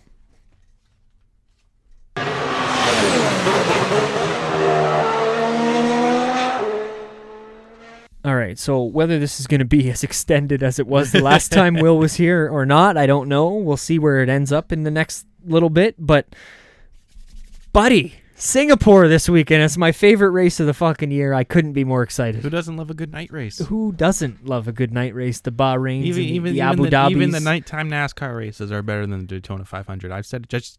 I'm saying it. No, you're saying Charlotte 600 better than the Daytona 500. Coca-Cola 600s at night too, no? I don't know what the Coca-Cola is, but I know the one in Charlotte, the big 1.5 miles of Charlotte. Oh, I think it's the same thing then. It must be. If it's 600, is it the same day as Monaco? I think so. Okay, then that's the think. Coca-Cola 600. Yeah, so we're talking about the same race. Sponsors change in NASCAR all the time. For sure. No, absolutely. But yeah, night racing in the streets of Singapore, maybe the most challenging track that there is in Formula One as far as mental and physical aspect for the drivers. 23 turns, I think I talked about last week. How hot does it normally get there? Like, I wish I had a number. I would say definitely over. I feel like 35 Celsius. I was gonna say Fahrenheit. I don't know why, but yeah, I was gonna say about 100 Fahrenheit for the American listeners. And then that's just the air temperature. That's like, and there's air quality that can be a bit of an issue. And too. then the temperature inside the cockpits is another whole thing in itself. But like I said, difficult track, physical, long, hot. 11 years been on the calendar now. Started in 2008. I know you've been watching Formula One and kind of keeping up for a while, and I know you're like me in the sense that whenever you're into, you like to do research on it. That 2008 Grand Prix, a little bit of a... Yeah, this is where I was going. I was going to ask how familiar you were with the 2008. The Dark Ages. Yeah, the Crash Gate, as what they call it. For anybody who doesn't know, there was the first race that happened in Singapore with the Renault team. They kind of had a bit of a... Flavio Briatore was the team boss. Yeah, and Pat Simmons, I think, is one of the other guys that was working there too. So basically, they crashed into the wall on purpose. They messaged Alonso. I think just made his pit stop. Yep, and it was a gamble pit stop. It was a gamble pit stop, and then a few laps later, they got the black box from the car after the incident. So they found this out. They messaged PK to crash into the wall. What was it, turn 8? Yeah, I'm not. It was on a little bit of a straight there. I think it was turn 8. I'm not 100% sure, but either way, they asked him to intentionally crash his car into the wall to bring out the safety car. Yeah, on the chance that he would be guaranteed to drive the next year. See, I don't even remember that part, but yeah, you're right. That's why it broke in the first place, because they dropped him, and he's like, okay, I'll break the news. Yeah, fuck you guys. Yeah. Wow. That I didn't know about. It makes sense. Maybe I feel like I maybe have heard that somewhere before, but that's crazy. So yeah, they dropped him mid-season 2009. So they're like, oh, well, these guys intentionally told me to crash back in 2008. And then it blew up, and then ended up getting suspended and fired. And I think the win was taken away from Fernando. I think. Don't quote me on that, but I know it was a big deal in the years after. And even Pat Simmons, I think, was not allowed to work for a team for many years. Flavio Briatore has been banned for like 10 years from that. Oh yeah, well, it's been 11, so yeah, maybe we'll see you soon, Flavio. I think he's working a different motorsport. Yeah, right now, I'm just messing around, but yeah, it's 11 years old though, so that was a big race at the time, and I can't remember. I was watching a lot of old races this week, and the weeks kind of since Monza ended 2 weeks ago.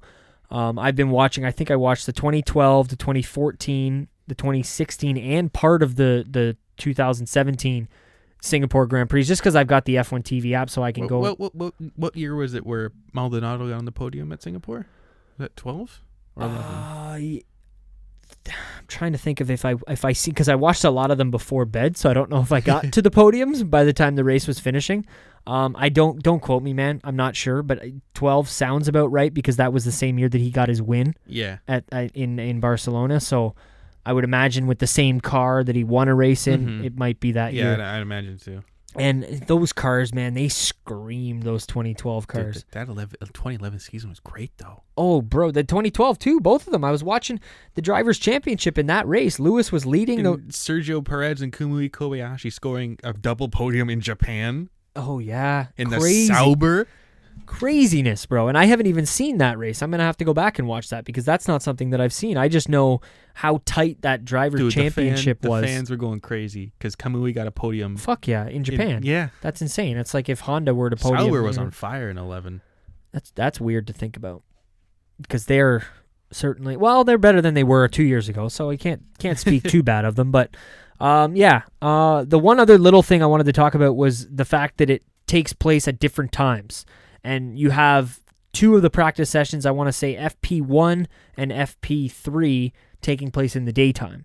So you're getting completely different, tracking and numbers and tire temperatures and air temperatures. Okay, yeah. So it's, it always kind of makes the race be a little bit more edgy, and you don't have as much, maybe, they don't have as much information about the car as they would after doing 3 full practice sessions in the same conditions, more or less the same conditions as the race. Because typically FP2 will always take place at the same time that qualifying will take place and the same time that the race will take place. But that's even more affected here because of the fact that it's taking place at night, so it's significantly cooler. I had something that I wanted to bring up too. Yeah, here it is. So the crazy thing about this race is that they stay on European time. All the drivers, all the team members, everybody stays on European time because of the fact that it's a night race and they don't want to switch everything up too much. So they go to bed at like 5 a.m. and then they wake up in the afternoon for the race, and they totally switch their schedule around. And I don't know, I just thought that was interesting. I didn't know if you knew that either. Yeah, I don't know. It's weird for them to do that, right? And especially when we talked about earlier, Sochi's next on the calendar next week. Maybe that's why too, because Russia's near Singapore in the sense as far as time goes. I would imagine it's close to the same time zone, closer than Monza would be. Yeah. But yeah, you'd think. I wonder if they do that in Russia. I think it has more to do with the fact that it takes place at night, and they want to make sure that they're not tired and shit. I would imagine. You haven't been awake for 7 hours before you jump in the car. Exactly. So I don't know. I just thought that was a random little thing to bring up, and then it's also cool that it's the only race. Well, not the only race. Maybe I'm lying because Abu Dhabi's similar, but it takes place from kind of light to dark. The beginning of the morning. I think I talked about this maybe last week with Donovan on the F1 update, but how like in Canada where we watch it, or North America in the Eastern time zone, when you turn it on here, it's dark and it's light in Singapore. By the time the race has started, the sun has now rose in Canada and set in Singapore. And it's kind of cool because it's like, hey, it's the same sun. I just seen it on TV and now it's here. And it's another day. So it's one of those things that you don't experience a lot in, well, almost anything. I can't even think of another sport. Do you know what time it is what time the race starts here? In Canada, it starts, I want to say 8:10 because it's an hour in the morning? Yeah. So it would be an hour earlier than the European races that all start around 9:10, because I think that when they say European time, the races start around 1 p.m., 2 p.m. in Europe. Just like when the Canadian Grand Prix happens, it's at 1. Yeah. The reason that they're always in the morning, which I prefer them in the morning, I like it that way, is because they're running on European time. Yeah. So this race... No longer having to wake up for 3 a.m. in the morning here just to watch a race. Exactly. But it's funny you say that, because I was just going to say the reason that you don't wake up at a crazy time for this race is because of the fact that they do it on that European time. So you're getting up at the same time that you would be. No Bahrain. No, but when they used to run that in the day. But dude, oh yeah, I guess that's true. When Bahrain was in the day, it would have been at a different time, because I wasn't watching a lot of those races. In China as well. That's true. Did they move? Well, this is what I was gonna say before you brought up Bahrain. The Australia, the China, the Japan, dude, these might be some of my favorite.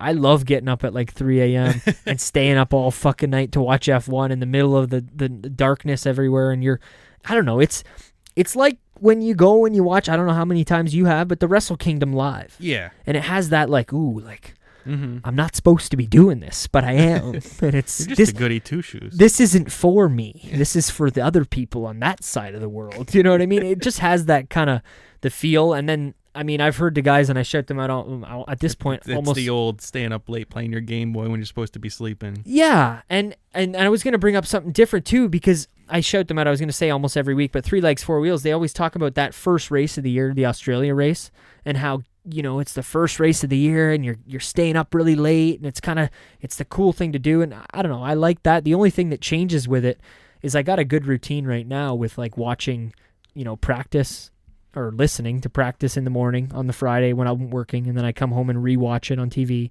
and then I'm always available.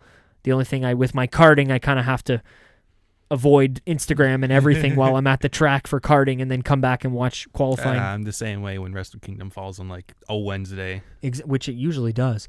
It's usually during the week. Yeah, it's always January 4th. Okay, yeah. So that, I guess it would change throughout the years. So it'll probably be Thursday coming up there then. There are days where I just get home because it's like a 5-hour show with the pre-show or whatever. And of course I get home from work and I'm like, I'm starting to fall asleep by like 8, 9. So I get to watch half of the show. So for like the entire day, I'm on a social media blackout. Like just no Twitter, no Reddit, nothing. That's like me, bro, with the F1. I like exactly the reason you brought it up. Because when I'm at karting, I open Instagram sometimes, but I'll straight up put my hand in front of my Instagram because I'll post stories. But I'll open it, cover it with my hand, and then slide it to the right so then I can take a story, post it, and then put my phone away. Just because I post pictures from the karting, obviously, but... That's, it is what it is. Why don't we get into a bit of the news? Because I know, once again, me and you going long as per usual. Haas parts ways with Rich Energy is officially done. No more Rich Energy sponsor on the Haas. I mean, in fairness, I thought Rich Energy said they were done. They 3 did. races ago. They did, and I don't know why that they've been on there. This whole kerfuffle has been a little bit odd and a little bit different. But to keep with the Haas thing, and I don't know how much we need to really talk about Rich Energy parting, maybe... Do you think they're going to change their livery next year, or are they probably just going to get another title sponsor? Probably. I mean, I expect another title sponsor. Who they announced who they signed for next season, right? They did. That was the next thing I was going to bring up. They don't know why, but they're deciding to keep Kevin Magnuson and Roman Grosjean. I mean, it worked earlier in the year. I don't think they should be keeping Kevin Magnuson, to be completely honest with you. I always felt Magnuson wasn't that bad in that car, especially earlier on the season. I remember him getting a lot of points. I don't necessarily think he's that bad of a driver. I talked about it last week. I think he's a bit of a douchebag, and I don't like the way he drives because he's super not clean. He doesn't give a fuck about other guys and coming out into the middle of the track. And go take a look at Charles Leclerc pass on Kevin Magnuson from Suzuka 2018, and then tell me what you think of Kevin Magnuson's driving style, because it's not the greatest in my own personal opinion. And the second one, and I'm happy that they talked about this on the paddock pass this week for this race, because it's funny enough, my mom is a massive Formula One fan as well, and I was talking to her about this as to why I think they kept Grosjean. Grosjean was the only guy on that fucking team when they started to, let's use this as an example here, when they started to go left, maybe this isn't a good idea, but when they started to go left with the car in the way that the development train cycle was going, he was like, no, we need to stay where we were at the beginning of the year, because wherever we're going now isn't working and it's making the car worse. He was the first one to pick up on that and say, you know what, why don't you give me the car from Australia and you give Kevin the car that we're using now, and we'll see who does better. And who did better? Roman. So I don't necessarily think he's the best driver on the grid by any means, or is he, too crashy? Maybe. And has he been in F1 too long and he's been given too many chances? And maybe, should we really be keeping a guy like Roman Grosjean when a guy like I think at this point Nico Hülkenberg is maybe on the way out? Who knows? That's a different conversation. In my opinion, at this point, Roman is trying to fill a role that a David Coulthard would fill. Okay. And that the fact he's not there to win championships, he's kind of there to develop the car. Exactly. So that's why I think keeping him is a good idea. As much as I'm sure it'll be coming out in the other actual F1 podcasts that are out there, why did they keep Grosjean? And he's like when Williams signed Massa, he was there to help develop the car. Exactly. You're not here to win races, and Grosjean knows that. It's not the same, but Grosjean, I think, has a little bit of pride in the sense that he's been there since day one, man. Mm-hmm. He was at Haas from day one. And when he signed, and this is something I've heard elsewhere too, when he signed there, he signed with Haas thinking, oh, maybe this is how I can get into Ferrari. Because at the time, they were partnering with Ferrari, and he didn't really have the Alfa Romeo ties that Ferrari does now. And in fairness to him, when he had a competitive car, like I remember the first race he ever did in F1. Is this when he was with Lotus? Yeah. and the Australian Grand Prix, his first ever time in F1 in Q3, and puts it in the top 3 in his first ever qualifying. Oh wow. And that must have been back in like 11, 12. And then instantly I was like, that guy's quick. I like him. Yeah. And he's got a cookbook, so I like that because I like cooking.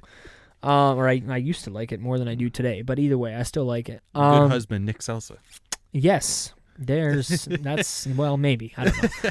But how about Williams Racing and renewing their contract with Mercedes for 2025? Because I don't know if there's anything else I got to say about Grosjean and Magnussen and keeping those drivers. Till 2025? Yes. Williams has extended their, renewed. Have they said that they're changing? And I know in the 2021 rules, have they said that they've been changing the engine regulations? No, I don't think the engine regulations are going to be changing much in 2021.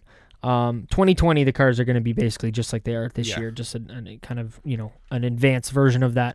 2021 is basically almost all aero, and I'm sure you've seen the pictures that were released online. So I don't think they've released anything yet as far as the engines changing, because I know they want to keep going forward with the hybrid power and the MGUK and the MGUH, and they don't want to break from that, especially with, you got teams like Ferrari that'll just veto it if they don't like it anyway. So well, not so much anymore now that FIA has changed. It's no longer Ferrari International Assistance anymore. No, but they still have that veto. You're right, but the veto is still there, and it's something that they've got, that they can pull that card when they feel. They gave them the veto because they were the only the Italian team in the league, and they've been in it for so long. I think it's because they've been in it since they've been in. They're the only team. Why not give it to McLaren and Williams? Well, trust me, I'm not trying to defend Ferrari's veto here, but I think the only reason that they have it is because they've been in every single Formula One championship. They've never missed. They've been in since 1950 to now. They've been in every one. Mm-hmm. I've never mentioned on the show, I love that the Formula One championship started in, just because of OCD, I love that it started in 50. Right? In 1950. Boom. Right smack dab in the middle of the 1900s. And it's just, you know what I mean? It's perfect. I don't know. I love that. But yeah, Williams Racing renewed 2025. I guess that's good for them. We'll see if that adds to their partnership. I mean, if Ferrari can figure out how to put that engine that they have in the Ferrari right now in every Ferrari powered car. Hey, that engine seems to only be good in a straight line as far as right now. But does an engine need to be any more than that? Well, I mean, you want to have the power delivery be just as good through long corners as well. But I'm just basing that off of the Ferrari car. Maybe that's their car is too much good in a straight line, not necessarily their engine. I don't know. How about Kubica? It was announced today, the day of recording, that Kubica has decided that he's not going to continue in Formula One going forward. And it's not funny, but it's crazy enough that this happened today, because I wrote my notes Tuesday or Monday, and I wrote Robert Kubica's future in racing. And what do you think that's going to be? And this was I had a couple questions for you and just what you thought maybe he could do or where he could go. That's a tough one. Yeah. Because he's been struggling. Like that arm injury, he's having a hard time competing at the level with the other drivers. Absolutely. And it's not because he himself is a bad driver. Like he has a race win to his name back in 2008. Yeah. It's just it limits him. Yeah. In his ability. His physical ability is limited. That's why I think wherever he could go, because he does say that he wants to continue racing and he wants to find that passion and the love for the sport again, which he's had this year too, but not obviously, when you're racing at the back of the pack, just to be there, it's only so much. Mm-hmm. It's only so much enjoyment that you get out of that. But I talked to a few guys at work, and they're IndyCar, and I shot those ideas down very quickly, because for the people that don't know, IndyCar does not have power steering. So for him to be struggling with a car in F1 that does have power steering, to then switch to an IndyCar that doesn't have power steering, I don't think so. There's just no way. I could see the amount of feedback that they have in IndyCar is significantly more than Formula One, and all you got to do is go watch 2 onboard laps separately here in Toronto. Yeah, even. And you'll see the difference in the steering wheel movement from that to Formula One. I honestly, if he had to go somewhere, I could see him going to a GT3 series, like an endurance GT3 series, or like a DTM. Maybe a DTM, but not necessarily. But I definitely, a sports car series, something of that nature. Maybe even like an IMSA. Yeah, something like that, because then you have other drivers that can maybe pick up the slack that maybe he might not be able to. You have the cars with the arrow, so it still grips, but it's not like an F1 car. Mm-hmm. So there's that for him. Like, we know he's a fast driver. He's going to have some money behind him with his sponsors. So going to something like that, whether it be Le Mans Endurance Racing, IMSA, as you mentioned, DTM, something like that I think would suit him. That would make the most sense. And I know you mentioned the sponsors too. I can't remember the name of the company, but I was talking to some of the Polish truck drivers and stuff at work today too. And he mentioned that I can't remember the name of the petrol company, the gas company that's in Poland, but that company announced that they're going to be sticking with Kubica no matter what motorsport he goes to. They're going to be continuing to sponsor him going forward. So that's good for him. But yeah, I guess we'll speculate and see. The only thing I don't see happening that you kind of mentioned is the endurance. I don't necessarily see somebody who has, not medical issues, but, restraints, I guess would be a good word. Stuff that holds him back. I don't see him doing something that keeps you in the car for that amount of time. And I know there's driver switches, but still, The only other thing I could say he goes to, and I know it's not really an option as a career path, but honestly, karting. High-level karting, I could see that working out for him. Like being someone there that helps develop chassis and stuff. He has the skills and abilities. Absolutely. Driving that kart, even if it's like high-speed, like KZ2 engine, and like high-end, the fast is the fast in Europe. I mean, even then, that's not necessarily, like, karts are easily adaptable, and it's within regulations to do things to hand controls if you need it to. So if you had to, yeah. That's an idea. That's probably not one that most people are thinking about, but that's very interesting I've seen guys that have raced at world championship level show up to an event because they broke their leg in some accident, and the rules state that, like, okay, you could put your throttle and a brake by your steering wheel and control the kart that way and still be in the top 5. Wow. That's crazy. I would love to see a hand-controlled kart. Do you think, before we move on, do you think there's any chance that he could end up with another Formula One team as a test driver? It's possible. Or even just a sim drive, like a training helping. That's highly possible. They know he's got a lot of history and skills in Formula One that way. And he can as much as maybe he's got limitations, that's the word I was looking for earlier, limitations with his hand, maybe his knowledge upstairs can help more with the setups and the developing the car on the sim. I think that probably would be one of the better ways that they could use him if he wanted to stay in F1. Yeah. But then it would just be up to a team to give him the opportunity. Fair enough. What about Ferrari in Singapore, man? Because I don't know if they can stay strong here. I know this track isn't necessarily all aero-based and there is some straightaways, but I think with that car being so straight-line dominant, I don't think they're going to do very well here. Well, in fairness, that straight-line dominant car they had was a special aero package that they run for Spa and Monza. Only. Kind of, yeah. Well, but they were super quick in Bahrain, too, which is... Yeah. Significant straights at Bahrain. So they know how to make their car fast in straights. So I can see us struggling a bit on Bahrain. It's a street circuit. It's a lot of 90-degree corners and chicanes. Yeah, in Singapore. Sorry. Singapore, yeah. So we'll see. But, I mean, if that engine's good, that engine's still good. That's true. And if it's reliable, which it has been, that's one thing we can say for Ferrari is that they've been pretty reliable this season, maybe as far as made some bad strategy calls and fucked their races in the pits and that's So I think the biggest thing for them is if their engine's fine, their reliability's fine, it's up to them to do the tire management, get their strategy right, because we know their strategy has been a bit questionable. Yeah, exactly. But if they can get the right aero package and the strategy right, I think they could be on for another win. Yeah.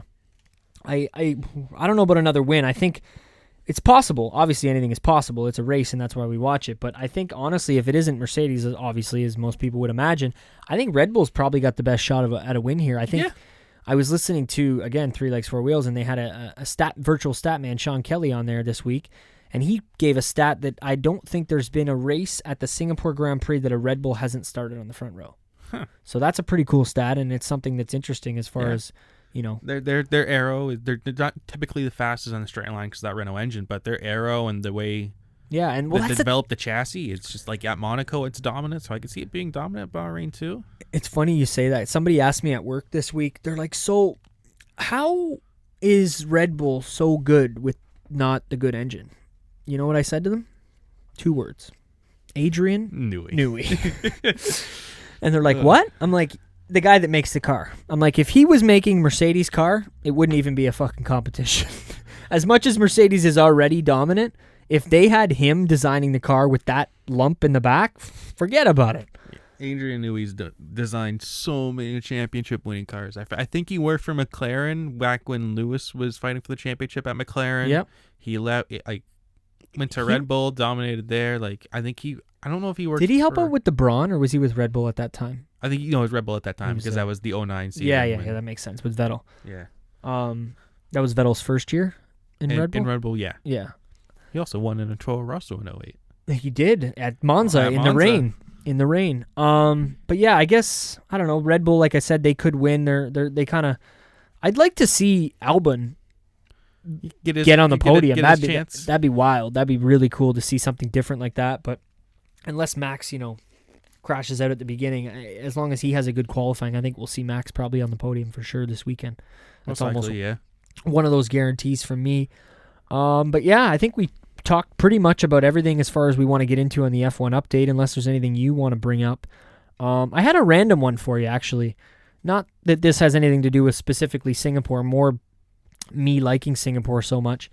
Do you have a favorite track and or a favorite race that's taken place over the last X amount of years?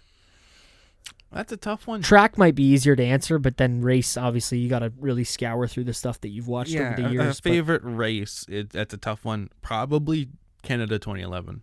Okay, the long one. The long one, yeah, with the over hour-long rain delay. That's the only thing I don't like about that one is the fact that it became, the rule, the 2-hour rule came out of that. Yeah.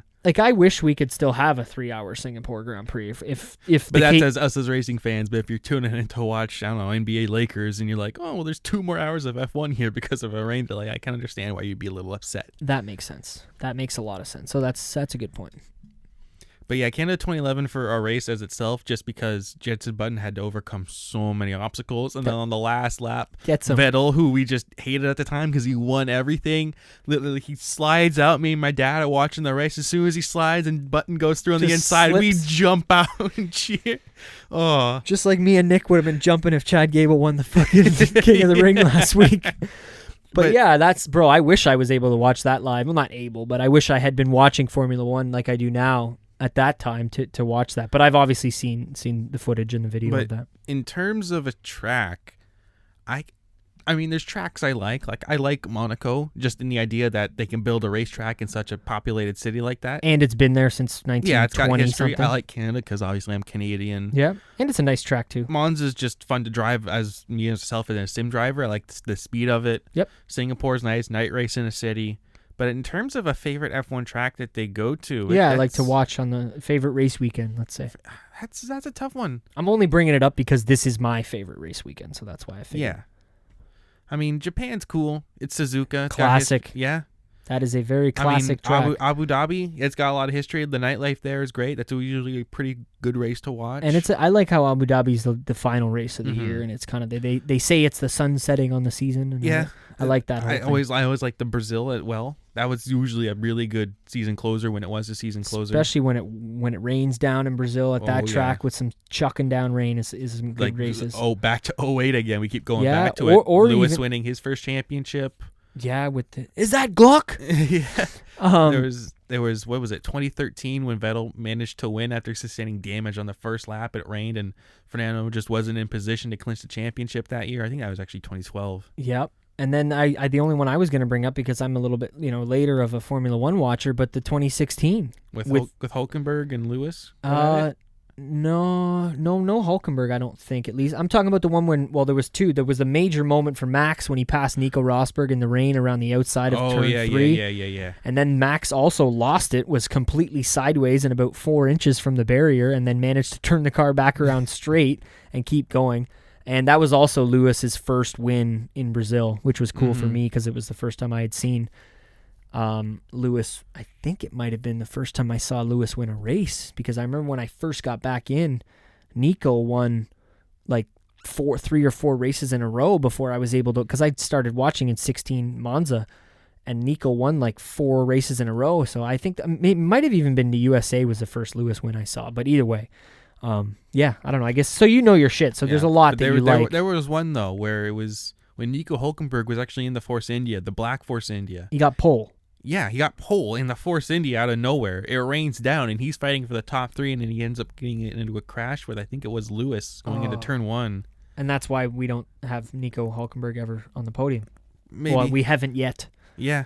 Because that probably would be one of the good chances. He's actually been it for a while. He's been over like longer than Lewis, I think, Hulkenberg. Oh, really? I think he's been racing in F1 longer than Lewis, or about as long. That's crazy. Well, that's like over 10 years in racing in Formula 1. That's a long time. Well, before we get out of here then, what do you think about Hulkenberg? Where do you think he might end up next year? Because we know he's not re-signed at Renault.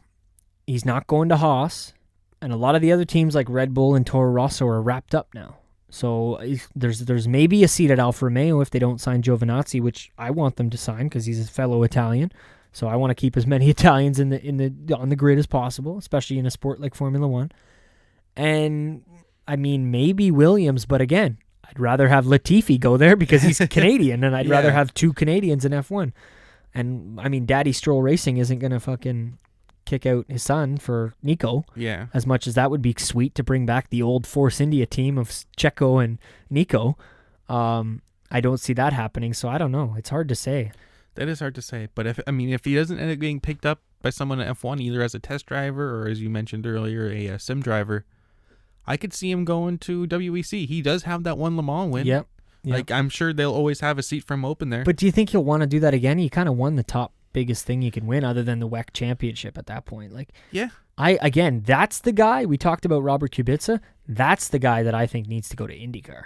Not only because I want to meet him in the paddock next year at the Honda Indy, but because I think he would do well there, man. You put him beside a Scott Dixon. Let's see what happens. Yeah, that'd be interesting. You know? And another German in IndyCar, a bit more of a multicultural feel. That's good. Exactly. I could see him maybe going to DTM also. It's just that series is lacking, especially with Mercedes leaving and stuff like that. I don't want to see him go to Formula E because, I mean, he might end up there too, but it's just because I feel like Formula E at this point, and I like Formula E, but it's becoming, if you can't make it in F1... It's becoming. Come on over here. It's becoming the Impact Wrestling of racing. Exactly, yeah. And I don't want that because I love, I don't want to say I love it. I'm a fan of Formula E, and I want to see them do well. Mm-hmm. But I don't like when it's all people that couldn't make it in F1 or they signed the B drivers. Exactly. You know what I mean? Like the John Eric Verns of the world. The Lucas was Lucas Degrassi ever in Formula 1? I don't think so. Maybe not. Degrassi, yeah. He was? There you go. So Lucas Degrassi, Felipe Massa. Like, there's a lot of guys over there there are a lot of guys. that are in that series that used to be Bruno Senna. Yes. Nico Prost. Yes. Nelson Piquet. Yeah, Piquet Jr. Jr. Back to 08 again. Oh, man. But yeah, I guess that's it for the F1 update this week, unless you got anything else for us, Will. I got nothing else to add.